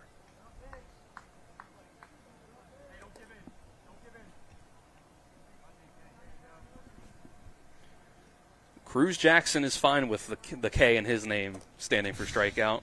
Derek Klein would prefer that it did not. Here's the 0-2. French called strike three. So that's a hat trick for Derek Klein at the plate. Make it 2 outs. And make that back-to-back innings for him, man. That's a tough one to take as a batter when you've struck out back-to-back innings. True, he started out the 4th inning with his second strikeout. Here comes Mason Oates. Had that double last inning. They couldn't get anything out of it, but similar play could absolutely drive in a run this time, as first pitch is just off the plate on the outside. Also, so runner at first is getting a good lead there with the first baseman not holding him on. That's Braden Edwards over there at first base for the Hornets, who's playing back a little bit. Yeah, so put one in the gap. He's going to have a good chance to score, as well as the 2-0 is called ball 3.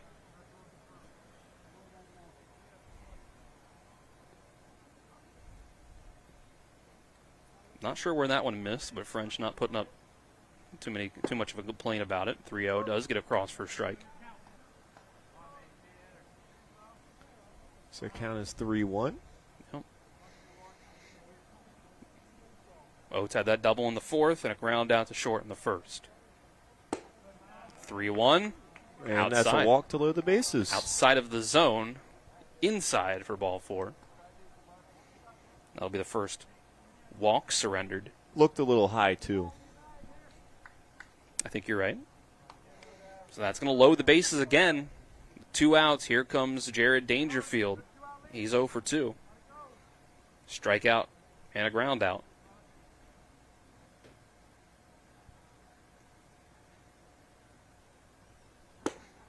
Takes a big cut at the first pitch. Breaking ball. Couldn't keep up with the spin.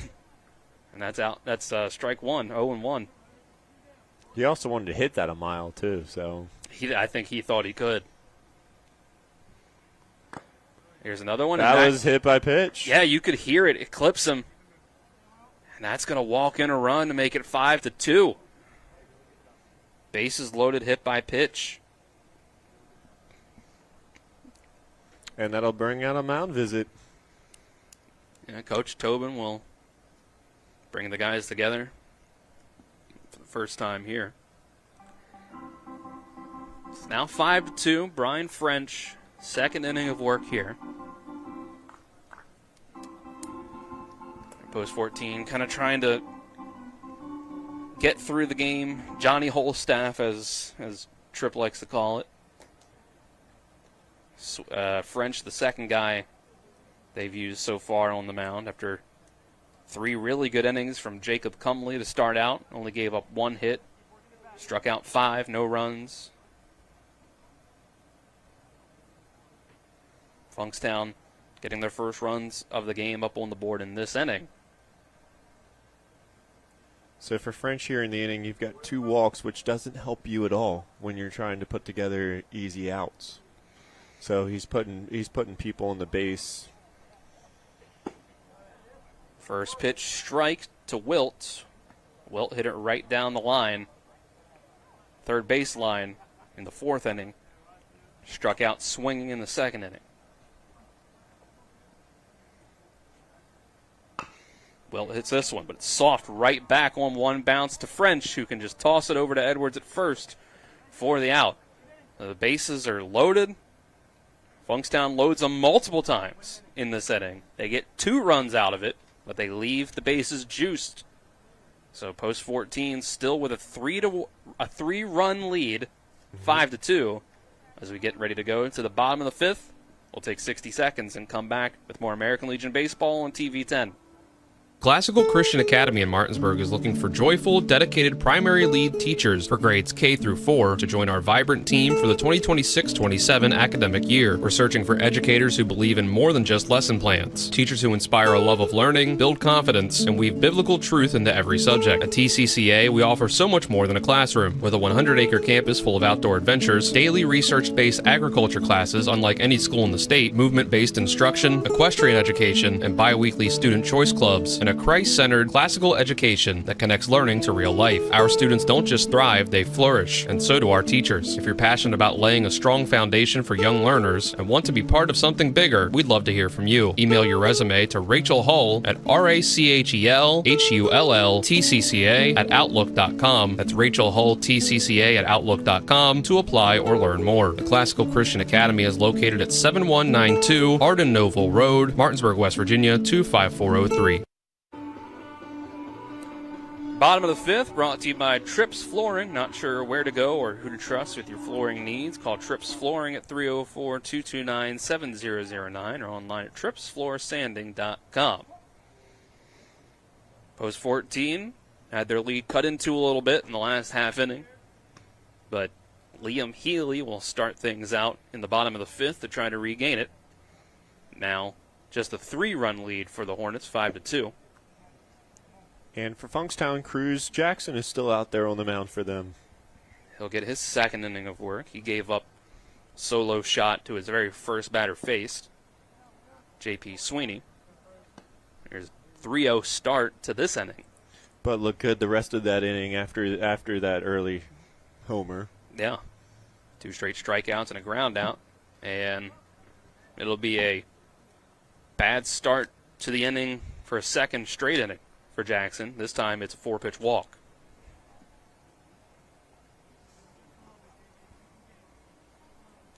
He was able to recover the last time. Let's see if he can do it this time. It'll be different this time, though, as it's the heart of the order. Braden Edwards in the 3 spot up next. He's 2 for 2 with 2 singles. There's a slider getting in there on the outer half for strike 1.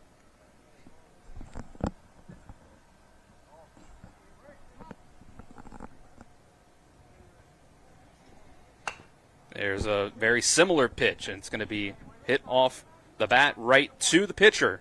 Jackson thinks his only play is at first base. He just goes there for the out. Does get the runner to second, though, so the Hornets now do have a runner in scoring position with one down this inning. Get him on and get him over, as they say. Wyatt McClintock will try to continue that trend. He's 0 for 1, drew a walk, flew out in the first and the third.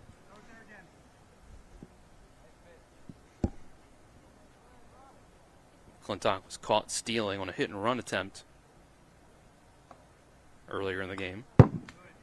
Here's a foul ball.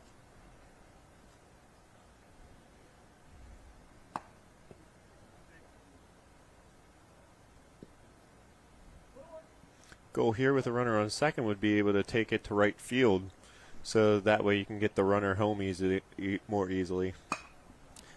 And McClintock's going to go the other way with this, and it lands fair. That'll work. Sliding for it is Face. No attempt to get the runner coming home or the batter getting to second base, standing up. RBI double for Wyatt McClintock. Extends the lead back out to 4 for post 14. That was a really good placement of that hit too, because that was basically right on the foul line, and there's plenty of foul space here at P.O. Faulkner Park. So that one got over there to that foul line, to that foul territory.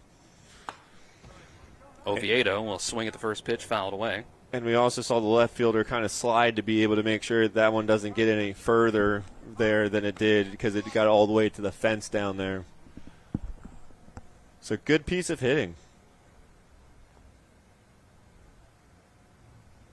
Oviedo starts his at-bat 0-1. This will be followed by a base hit in the left field, right through the gap between third and short. Oviedo was thinking about going to second. I think he only would have if the throw went all the way to home, but it was cut off. So runners on the corners with one out. By the way, there was a nasty hop in there somewhere too. Yeah, that was quite interesting to see about how P.O. Faulkner set up with the turf being on the infield and then the grass being in the outfield. So it hit something in the outfield that kicked it up. So that was a good play by the left fielder to just keep that in front of him. Now he mentioned that he was the only one we haven't seen off the bench yet that we expected to. Here he is, Brett Pedersen, pinch hitting in the spot of Jet Gross. Inside corner, strike one. Pedersen thought about it, swinging after that one. Looks like more action's about to get going in the Funkstown bullpen. So we've got runners at the corner so far in this inning. Yep. First and third, one out. One run up on the board for post 14 in this half inning, making it 6-2. Pedersen's going to foul away this 1-1. These are some good at-bats coming off the bench, because I'm seeing a lot of foul balls. Like we saw that with Robbie Lopez as well, who came off the bench and and had a couple foul balls. So putting together some good ABs right off the bench. Pedersen swings through this one, the breaking ball. Unfortunately, I might have just jinxed that with. It happens. Your first announcer's jinx, I guess. I guess I've been trying to stay away from that most of this game, so it finally came back to bite. Your first one was bound to happen eventually. Happens to me all the time. So that's Pedersen going down on strikes.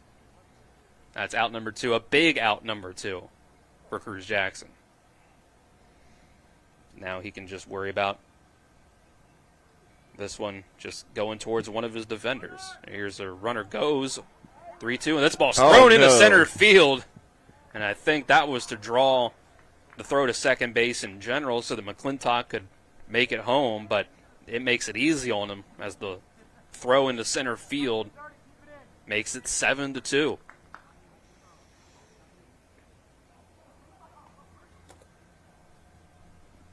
So the Hornets have answered back with the 2 runs that Funkstown got in the top of the inning to make it a 5-run game again. And Sweeney still has a guy on second base here with 2 outs as he fouls off this next one. Flinched just a tad on that one because that one was right at me. Yeah, pretty much the same spot as that other one. This Close. one was a little bit more down and a little bit harder. Sweeney. Oh, yeah, that ran in and got him. You could tell that one got away from Jackson. So Sweeney continues his day of getting on base. He singled in the second, homered in the fourth, and now hit by a pitch in the fifth. Now we got runners on first and second with 2 down. Robbie Lopez back in again. Struck out looking in his first at-bat. This is hit right off the leg of Cruz Jackson, but the play for the shortstop, Hayden Hose, he's able to get to it and throw it to first in time. The ricochet was a lucky bounce for Funkstown. So you're 1-6-3. There you go. 2 runs up on the board for post 14, though, to answer the 2 from post 211 in the top of the 5th. And after the bottom of the 5th, it's 7-2. Post 14 Hornets with the lead. We'll go to the 6th after the 60-second break. This is American Legion Baseball on TV 10. Life is evolving. Over the past decade, the way we do almost everything has changed. Get on your phone, see something you like, click on it, and it shows up at your door. Why should the way you have your car serviced be any different? Why waste your time going to a dealership service department when Hagerstown Ford and Hancock Chevrolet will come to you? They service all makes, all models, and offer full parts and labor warranties. Hagerstown Ford and Hancock Chevrolet will come to your door or office and service your vehicle while you're doing what you need to be doing, conducting that business meeting or mowing the lawn. Why take time out of your busy schedule when you don't have to? Hagerstown Ford and Hancock Chevrolet's friendly, knowledgeable staff will come to you where you live or where you work for full service maintenance, from oil changes to tire rotations, brakes, batteries, multi-point inspections. They handle it all. Hagerstown Ford and Hancock Chevrolet is committed to delivering the best of the best to their customers. Trust them to service your vehicle where you're at home or at work. Skip the time-consuming and terminal wait at the dealership. Schedule your appointment at fordofhagerstown.com or HancockChevy.com. We move to the top of the 6th here on TV 10, brought to you by Parsons Ford at 1400 Shepherdstown Road and online at parsonsford.com. They became number 1 by making you number 1 first. Parsons. J.P. Sweeney has a home run in this one. 2 for 2 day with a walk on top of it. A home run, a single. Now he gets the pitch. Coming out from left field, Trace Huff, the DH, will come out into left field, will scratch the DH. And it's now J.P. Sweeney that will get to deal with 7, 8, and 9 in the order for Funkstown post 211. Dylan Bishop and Tyler Strine with you on the call. Kyler High back at the studio.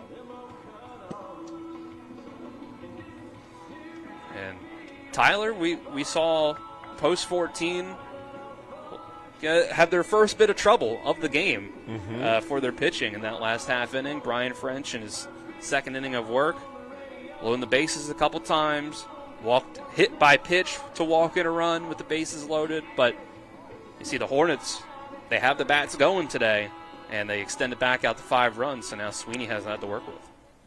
And now Sweeney gets to help his own self out with being on the pitcher's mound this time. And so he gets to start off with the batter number 12, Sean Higgins.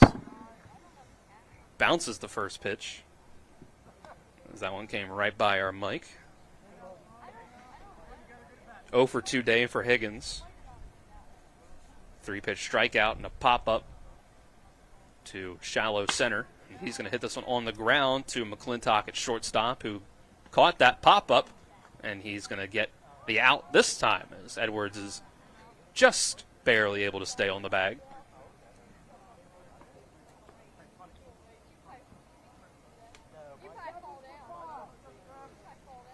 That was also good range. From McClintock. Yeah, McClintock out there, since he was basically on the outfield grass there portion of it. Yeah, not an easy throw at all. Mm-mm. So it looks like we've got a pinch hitter in this spot. This was Giddens in the 8th spot in the order. You've got number 7, Alex Smith. There you go. He'll take the spot of Giddens in the order here.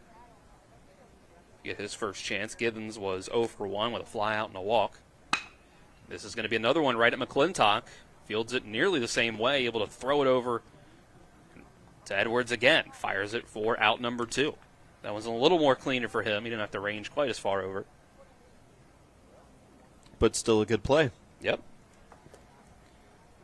So that brings up number 9 in the order. So Sweeney, 2 up, 2 down, quick like that.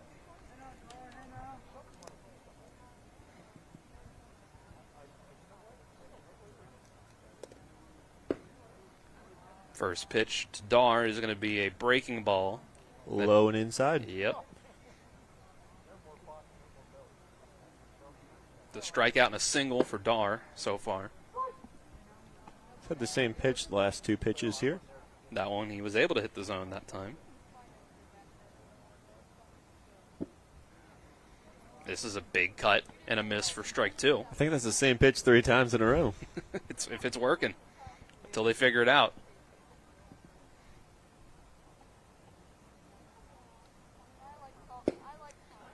That 1-2 is not going to quite hit the zone. Also, something I've been finding out about these pitchers going into this is that they're trying to work on that breaking ball. Like, they're working on that breaking ball first and then using that fastball to be able to strike him out. And that's another breaking ball that can't quite hit the inside corner. So he's worked it full 3-2 with 2 down. Here's your payoff pitch. Fastball. Yep, fastball. On the outside corner for strike 3. Sweeney, 3 up, 3 down, 2 ground outs and a strikeout. Puts Funkstown down to their final 3 outs. But before that, Post 14 has a shot to extend the lead past 7-2 as it stands right now. We'll take 60 seconds. Come back with the bottom of the 6th and more American Legion baseball on TV 10 and WRNR TV on YouTube. With 4 new car dealerships and 4 used car dealerships in 3 states, Parsons is the largest used car and fastest growing new car dealer in the tri-state area. Take Parsons Ford with huge savings on hundreds of new Fords, financing from 0%, Parsons' goal of financing for all, and Parsons' famous above-market trade-in allowances that help make Parsons #1 for used cars too. See why so many won't buy anywhere but Parsons Ford in Martinsburg. We became #1 by making you #1 first. Parsons. When will I be able to retire? How do I make the most of the money I have? How do I leave a lasting legacy to my loved ones? I'm Philip McCoy, financial advisor with the Mirius Group, a private wealth advisory practice of Ameriprise Financial Services Incorporated. Call us today at 304-263-4343 to help you make the most of your financial future. Our office is located at 1270 Winchester Avenue, Martinsburg, West Virginia. Ameriprise Financial Services Incorporated, member FINRA and SIPC. Bottom of the 6th, brought to you by Hagerstown Ford, revolutionizing the car buying experience. Buy your next vehicle online, and they'll deliver it to you. And if you don't like it, they'll take it back. Visit them online at fordofhagerstown.com. Some changes for post 211 of Funkstown. New pitcher is Jared Dangerfield, coming out from being the designated hitter. Alex Smith has moved to center field. And Michael Wilson is now behind the plate as catcher. Replaces Ryan Dar there. I believe those are the only changes that have been made. If there's any new ones updated on Game Changer or anywhere else that we notice, we'll let you know. But that looks to be the extent of it. We've got a pinch hitter, it looks like. Andrew Engel. So there you go. We didn't expect him to pitch today, but he is going to come up to bat in the pinch hitter role. And this first pitch is to the backstop for a ball.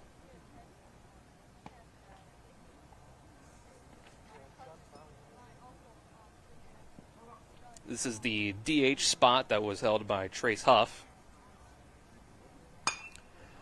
Engel will pop this one up over the dugout on third base side. Makes it 1-1. But he has been putting good contact. He did put good contact on that one, so like seeing that out of a guy who's been on the bench the whole game.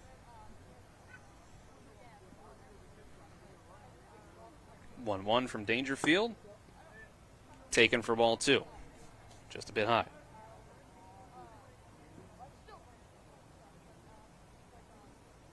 And then thrown out to second base. So you get a new catcher in the game, and he threw it away.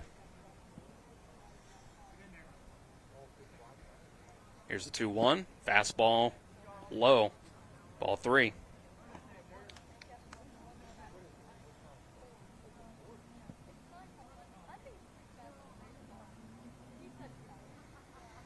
3-1. Angle thought he had that one. Fastball. He foul tipped it. Yeah, up around the eyes. He thought he could. He saw that one big in his eyes, but he couldn't quite get the bat on it. 3-2. That's going to come in low, and Engel's going to draw the walk.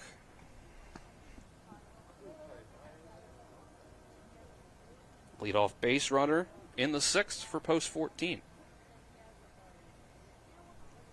Back to the top of the order. It's still Sven Dupree. Yep, you've got a comfortable lead. You started off with the 9-hole hitter, even though he was a pinch hitter. So now you've turned the lineup over as they're looking to capitalize on some more insurance runs out there. First strike taken.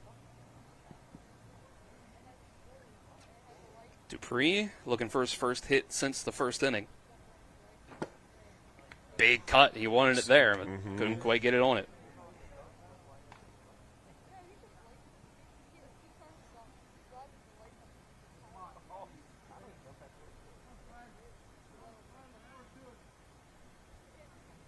Next pitch. Oh, it's going to run in and hit Dupree. You could tell that was a fastball. Just really got away from Dangerfield that time.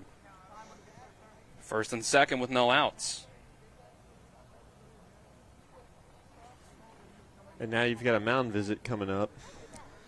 Yeah, when you got some action in the bullpen as well. Funkstown doesn't want this game to get away from them as they are just down to their final 3 outs of regulation in the top of the 7th coming up. From here, can't quite tell who it is warming up in the bullpen with Cruz Jackson, who's already pitched in this one. Looks like that could be a number 15, George Mance. So that was a mound visit just to try to settle him down because that's been a walk and now a hit by a pitch. So that's two batters that you could have avoided doing that to. So you just need to go out to your pitcher to just settle him down a little bit. Liam Healy. He's drawn 2 walks and hit one over the fence for a solo home run. And that one was a ball that was high.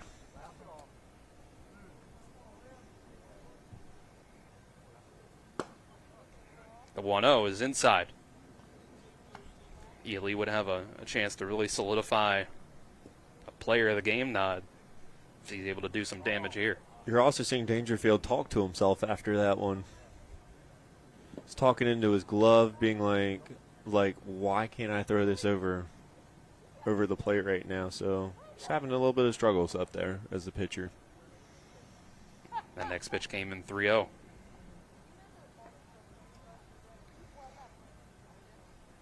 Some movement over in the dugout by Funkstown.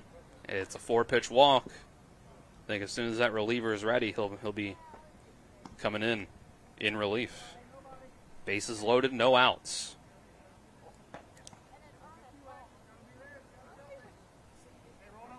Two walks and a hit by pitch to start things out. They're going to let him go one more batter.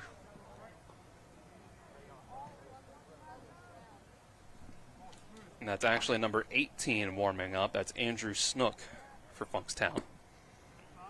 First pitch. There's a strike. Right to the knees. Braden Edwards didn't think so. Doesn't seem to agree. That looked low and inside. The 0-1. This is going to be hit out of play. Foul. Drives the count to 0-2. It's Angle on third. You got Jet Gross as a courtesy runner or pinch runner on second. Liam Healy on first. The Washington Patriot trying to drive in 3 Jefferson Cougars. This is on the ground to shortstop. Toss to second for 1. First base pops off the glove of Mason Oates.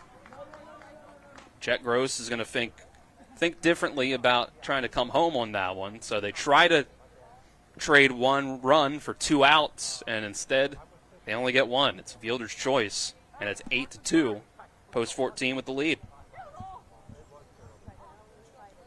Yeah, there was that bobble there over at first base. That would have been a really close play if he would have gotten it, but Braden Edwards was definitely busting it up the line there, so that would have been a close play either way. So for those keeping score at home, that was a 6-4 fielder's choice. First pitch to Wyatt McClintock is inside for a ball. Been a good day for McClintock. Good day in the field. Drew a walk in the first inning, an RBI double in the fifth, with a fly out in between.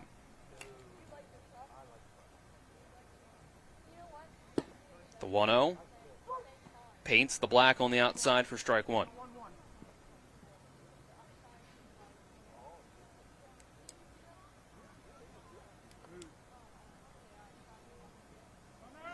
Runner goes, hit and run attempt. It's a ball in the dirt.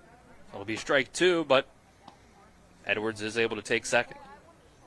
It's a good pitch to run on, too, because that was in the dirt there. So, I mean, they didn't know that it was going to be in the dirt, but good job from post 14 to be able to get that runner to second. So now they have runners on second and third with one down. Dangerfield readies for the 1-2. And McClintock gets a hold of this one, but pushes it over to the batting cage as foul.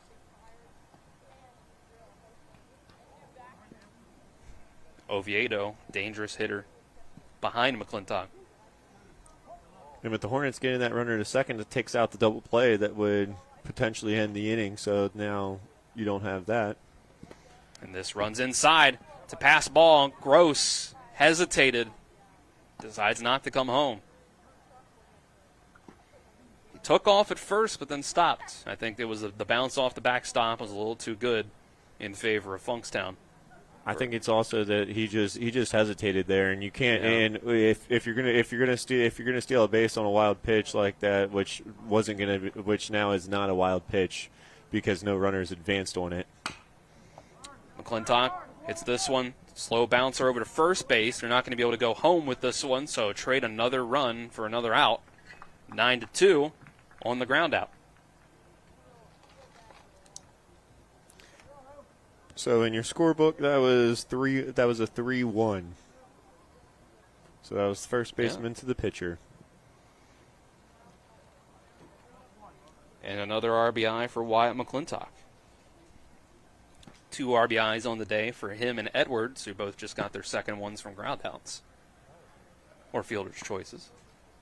To be more specific, here's a ball to start the at-bat to Oviedo, who now works with 2 outs and a runner on third. Strike one taken.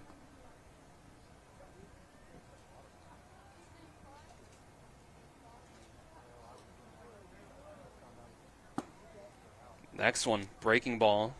Caught Oviedo off guard a little bit, but it was outside the zone. Edwards caught my eye there on third base because he was coming down. He was halfway down the line, right there. So he's coming down. He's going to force Dangerfield to try to see what he wants to do to be able to get him. As that was a foul tip, so that was a foul tip strike. Makes it 2-2. Yep, Edwards trying to get a little bit of the attention of Dangerfield in his line of sight. Yeah, especially as a right-hander, you can see over to that, so you can see over to that third baseman because you lean that way. Edwards knows how to play the game over there at third, but being a catcher himself, even though he's playing first today. This one's going to be stabbed at and popped up over to first base. So Oviedo will be sent down for the third out and strand that runner. But that's 2 more on the board for post 14, making it 9-2. We go to the top of the 7th, and it'd be a Herculean task for Funkstown to come back, but they're going to try their best after the 60-second break. We'll be back with more American Legion Baseball on TV 10. Not sure where to go or who to trust with your flooring project? And start with Trips Flooring, proudly serving the area for more than 25 years, specializing in floor sanding and refinishing, along with installation of new flooring, including hardwood, tile, vinyl, laminate, carpet, and the hottest trend in flooring, luxury vinyl, tile, and luxury vinyl plank. Are you on a budget? Check out their warehouse, cash and carry, or call 304-229-7009, or visit them online at tripsfloorsanding.com. When you're looking for the perfect gift, look no further than L.A. Roberts Jewelers at 146 North Queen Street in downtown Martinsburg. Choose from a huge selection of unique items, from the finest diamonds that make your eyes sparkle to exquisite timepieces, figurines, and collectibles. Buying from L.A. Roberts Jewelers means that you've made the decision to do business with people who've excelled in the industry for more than 100 years. They'll be here tomorrow when you need them, and if you need your jewelry or your watch repaired, they'll do that too. L.A. Roberts in downtown Martinsburg. Old world jewelers for a new age.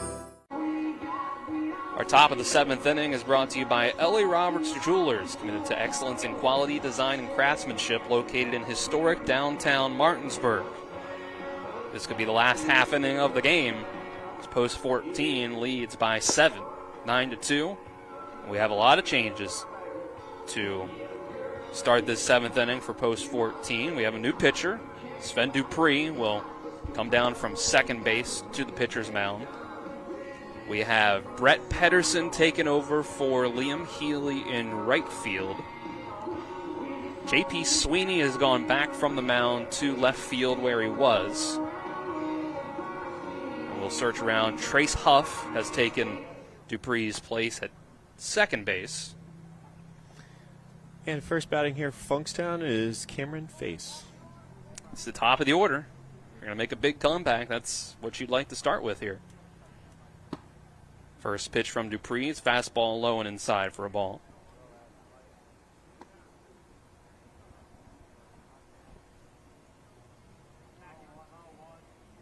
Liam Healy has moved over to center field. That's the other change here, as this is lined to left field, and Sweeney fires in and makes that catch. That was a good play because you got to see that right off the bat. So as a left fielder there, you got to read that really well, and he came firing in on that, as you were saying, Dylan, as he was able to get that. If you hesitate on that, you're just going to need to let it drop. You're absolutely right. Here's another quick at-bat, swinging early. Here's Oviedo with a nice throw over to first as Eden Hose goes down for out number 2. So Funkstown down to their final out. And in this inning, we've got the lights on here at the ballpark. We've also got the sun setting, so there's no more. I don't see any pockets of sun out here anymore, except unless it's like all the way out there in right field. So you don't have any shadows to deal with anymore.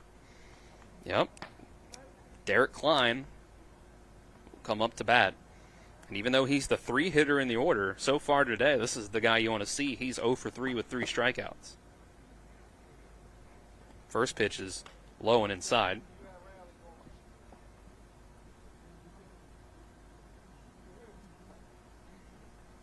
Dupree wind up, and the throw is outside into the other batter's box and to the backstop. Mason Oates, the on-deck hitter, is going to go over and get that ball. So it is a group effort on the mound, as we expected from Post 14. 3 innings from Cumley, 2 from French, 1 from Sweeney, and now Dupree trying to get 1 to finish this out, and this could be the last pitch. It's grounded over to McClintock. Throw to first, in time for out number 3. That'll wrap us up. Post 14. The Hornets get the win 9-2 over Funkstown 2-11. And they did it pretty much from the jump. 3 runs in the first. They were able to add in solo home runs in the third and the fourth from Healy and Sweeney, their corner outfielders. And then 2 more in the 5th and the 6th after Funkstown was able to put 2 up on the board in the top of the 5th. That makes it 9-2. So with that, we will take a 2-minute break, and when we come back, we'll wrap things up with our post-game show here from P.O. Faulkner Park. This is American Legion Baseball on TV 10. We'll be back in 2 minutes. Providing reliable protection since 1877, we are Farmers and Mechanic Insurance Companies. For over a century, we have been dedicated to provide dependable insurance protection and excellent customer service. We specialize in auto, home, farm, and business insurance. Our products are backed with personal, hands-on service. You can trust us to protect what matters most to you. For all of your insurance needs, there's Farmers and Mechanics Insurance Companies.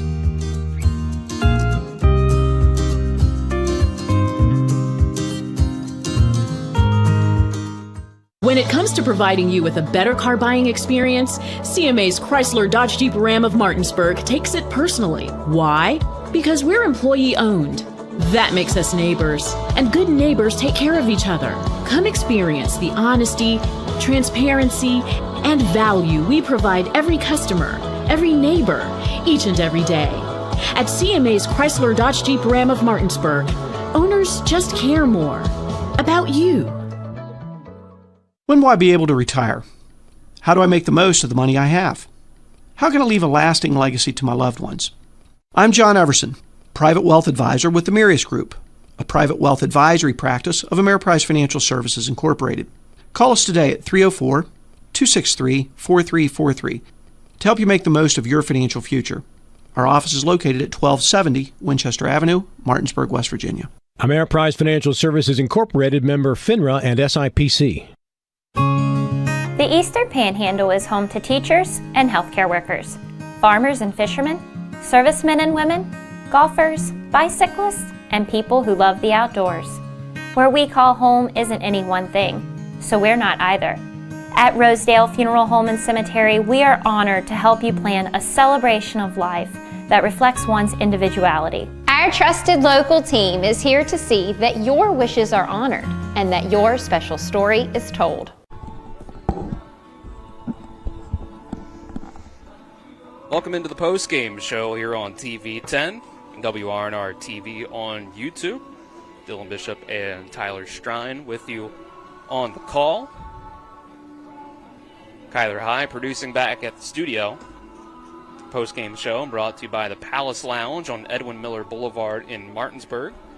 With a full lunch and dinner menu with daily specials and a clean and comfortable atmosphere. Check out the menu on the Palace Lounge Facebook page. Our game scoring summary will be brought to you by the Mansion Injury Law Group in Martinsburg. It's about seeking justice for you. You can go to mansioninjurylaw.com. And our game stats brought to you by CMA's Martinsburg and Winchester dealerships. Proud to be the owners who just care more. It's a 9-2 win for Post 14, the Hornets, over Post 211 of Funkstown. Like we mentioned right before going to the post-game break, 3 runs up in the first inning for Post 14, followed by a solo home run by Liam Healy in the third, and a solo home run by J.P. Sweeney in the fourth. And then they add 2 more runs in the fifth and sixth to get their 9 runs up on the board. Funkstown only able to answer with 2 runs in the top of the fifth. Going through here, Braden Edwards had himself a 2-for-4 day. Had himself 2 RBIs, 2 singles. Wyatt McClintock got himself 2 RBIs as well. And he also drew a walk, was caught stealing at a point. Had himself an RBI double, RBI fielder's choice. You had the 1 RBI each for Healy and Sweeney on their home runs as well. So that was 6 RBIs on the day for Post 14. Looking at their pitchers on the day, you had Jacob Cumley start things out with a very clean 3 innings of work. He struck out 5, only gave up 1 hit, no walks, no runs. He was followed by Brian French, 2 innings of work. He gave up 3 hits, 1 walk, struck out 2, gave up 2 runs though. The 2 runs up on the board for Funkstown. J.P. Sweeney came in, 1 inning of work, struck out 1, and speak of the devil, here's J.P. Sweeney, our player of the game. I'll give you a headset here. I'll talk to you for just a minute. J.P., you were able to get some work up on the mound. You're also able to hit one over the fence here today. I'll ask you about the home run at first. What did you see in that at-bat, and why were you able to get that one over the fence? The first pitch was a fastball. I was a little late on it. But then I saw out the hand, I saw a little slider curveball thing. And I just stayed with it and, stayed inside it and hit it just well enough to get out. And, I'll ask you about your pitching. Yeah, your inning of work that you got up on the mound as well today. How'd you feel like it went for you, and how you feel like you did in the end? Yeah, I felt a little shaky on the mound. I had, it's been a little bit since I've been up there, like, consistently, and I didn't get the same amount of work in the spring as I did last year. So just some little things that need to be like polished a little bit, but just keep working at it. And just in general, how did you feel like you guys did out there today? The bats were going, 9 runs up on the board. The pitching, it was a group effort for you guys, just 2 runs up for Funkstown. How did you feel about getting out there and starting the season right? Yeah, I think we played great. I think that was one of the most fun games I've ever played in, just because I've never been on the, I guess, powerhouse teams, as you might say. The chemistry seems pretty good. A lot of those guys I've never talked to, but we seem to click pretty well, and everybody's friendly with each other, and I think our game is pretty good. All right, well, there you go. You're going to be our player of the game today. Brought to you by Parsons Ford, 1400 Shepherdstown Road, online parsonsford.com. They became number 1 by making you number 1 first. Parsons, congrats on the win. Thank you. And I'll let you hand off the headset to Manager Trip Tobin over here. Trip, it was a good win for you guys. We were talking before the game, kind of said, if we can hit the ball, we got our pitchers. And you guys threw 4 different pitchers out there, 3 innings, 2 innings, 1 and 1. And I think that was a successful day for you guys on both ends. Yeah, we couldn't ask for anything better. Hit the baseball hard. Got a couple balls out of the park. That fires your team up, But, I was impressed with the way the guys went the other way. The lefties, kept pushing the ball down the left field line. Their pitching was they were set up to try to attack the outside. And our guys went with it, didn't try to do too much with it. And when their pitchers made mistakes, our guys, took it, did what they're supposed to do with it. And base running, great job there, pretty much station to station, and got a little aggressive there early with stealing some bases and did a great job there. They had a good catcher. I mean, they're pretty solid. But yeah, I was really impressed with them all around, defense, offensively. I mean, we did all 4. I mean, without much practice, I didn't know what to expect too much. Biggest thing, we just wanted to get these guys together and get some unity. We got some guys from different schools. Tough spring for these guys as they fought each other hard for the last 4 years. So, the biggest thing was, like JP said, was just have a good, team atmosphere and click together. And, if we can start off game 1 like this and they're enjoying each other, then it's going to be a great season. I'm sure that's got to be a good thing for you to hear there. And for your pitching, Cumley starts off with 3 strong innings, especially, your relievers as well, but if you want to just start with Cumley, that start that he had, a little shaky for a couple batters, had to strain a runner on third in the first, but then from there it looked like he was cruising for a couple innings. Yeah, I mean, he's certainly working through some things. I told him the second inning, we got 3 runs. He looked like he was trying to place the baseball. Looked like he was, not really getting on top of his curveball, not throwing it, not trusting it. And say, hey, you got 3-run, lead. Go out there and throw. That's what we're here for. We need you to, polish up a few things. And he went out there the next couple innings and trusted it a little bit more. And I think you're going to just see him progressively get better as he starts to trust it. You'll see his velo pick up as he starts to trust things some. So, I mean, he's happy. 3 innings. He was ready to. It was a great time to end on that, and get him in a good mindset. Pitchers, they got to be mentally tough, and it's a tough job. And he went out there and. They're a good hitting team, and just hats off to him. And I thought it was important to get him and Fritchie and JP involved early with this team. They're once you're in here for 1 game, you're no longer the new guy. Now you're just post 14. But so those guys are certainly big assets to this team, and we're going to need them all summer long. And I thought it was important to get them in there early. I'm glad they had success, and their teammates were behind them, and the guys were in the game the whole time. So I'm just real pleased with the outcome of not really the scoreboard as much, but of course that's nice, but just the way that they clicked together and enjoyed one another. And they've been beating on each other for 4 years. I told them, I said, hey, the competition's over. It's no longer Jefferson. You're not going back to Jefferson. You're not going. The only kid on that team and there was going back to their high school was Trace Huff. So all these kids are going off to college, and they got to figure it out, So no longer do it. I told them, I said, you'll never have to bat against Jet again. You never have to bat against Peanut again. You're never going to have to bat against, Jameer again. So, now you guys got to. You've been, iron sharpens iron. You've been making each other better. Now it culminates into this. Now continue to sharpen and now support one another on to the next level. And I think, hopefully we can do that this summer. All right, Trip, I think you put it really well there. Yeah. So I think that kind of sums it all up there. So thanks for joining us, Trip, and just looking forward to a good season here for you guys. Yep, thank you. All right. So there's Trip Tobin and our player of the game, JP Sweeney. We'll wrap things up here from P.O. Faulkner Park. A 9-2 win for Post 14 over Funkstown Post 211. We'll be back with Post 14 action next Tuesday following the conclusion of our Little League area tournament. We'll have Little League on TV 10, WRNR TV's YouTube channel, from Thursday all the way through Monday for the area tournament, as District 6 looks to put through 2 teams to the districts. That'll sign things off for Kyler High back at the studio. For Tyler Strine next to me on color commentary and our on-site producer, I'm Dylan Bishop, saying so long from P.O. Faulkner. 9-2, Post 14 over Post 211. This has been American Legion Baseball on TV 10. Hope you have a great rest of your Monday night. You've been tuned into American Legion Baseball for the continued excitement of high school, college, and Major League Baseball. Keep it tuned to 106.5 FM, AM 740, Comcast Cable Channel 10, and online at talkradiowrnr.com.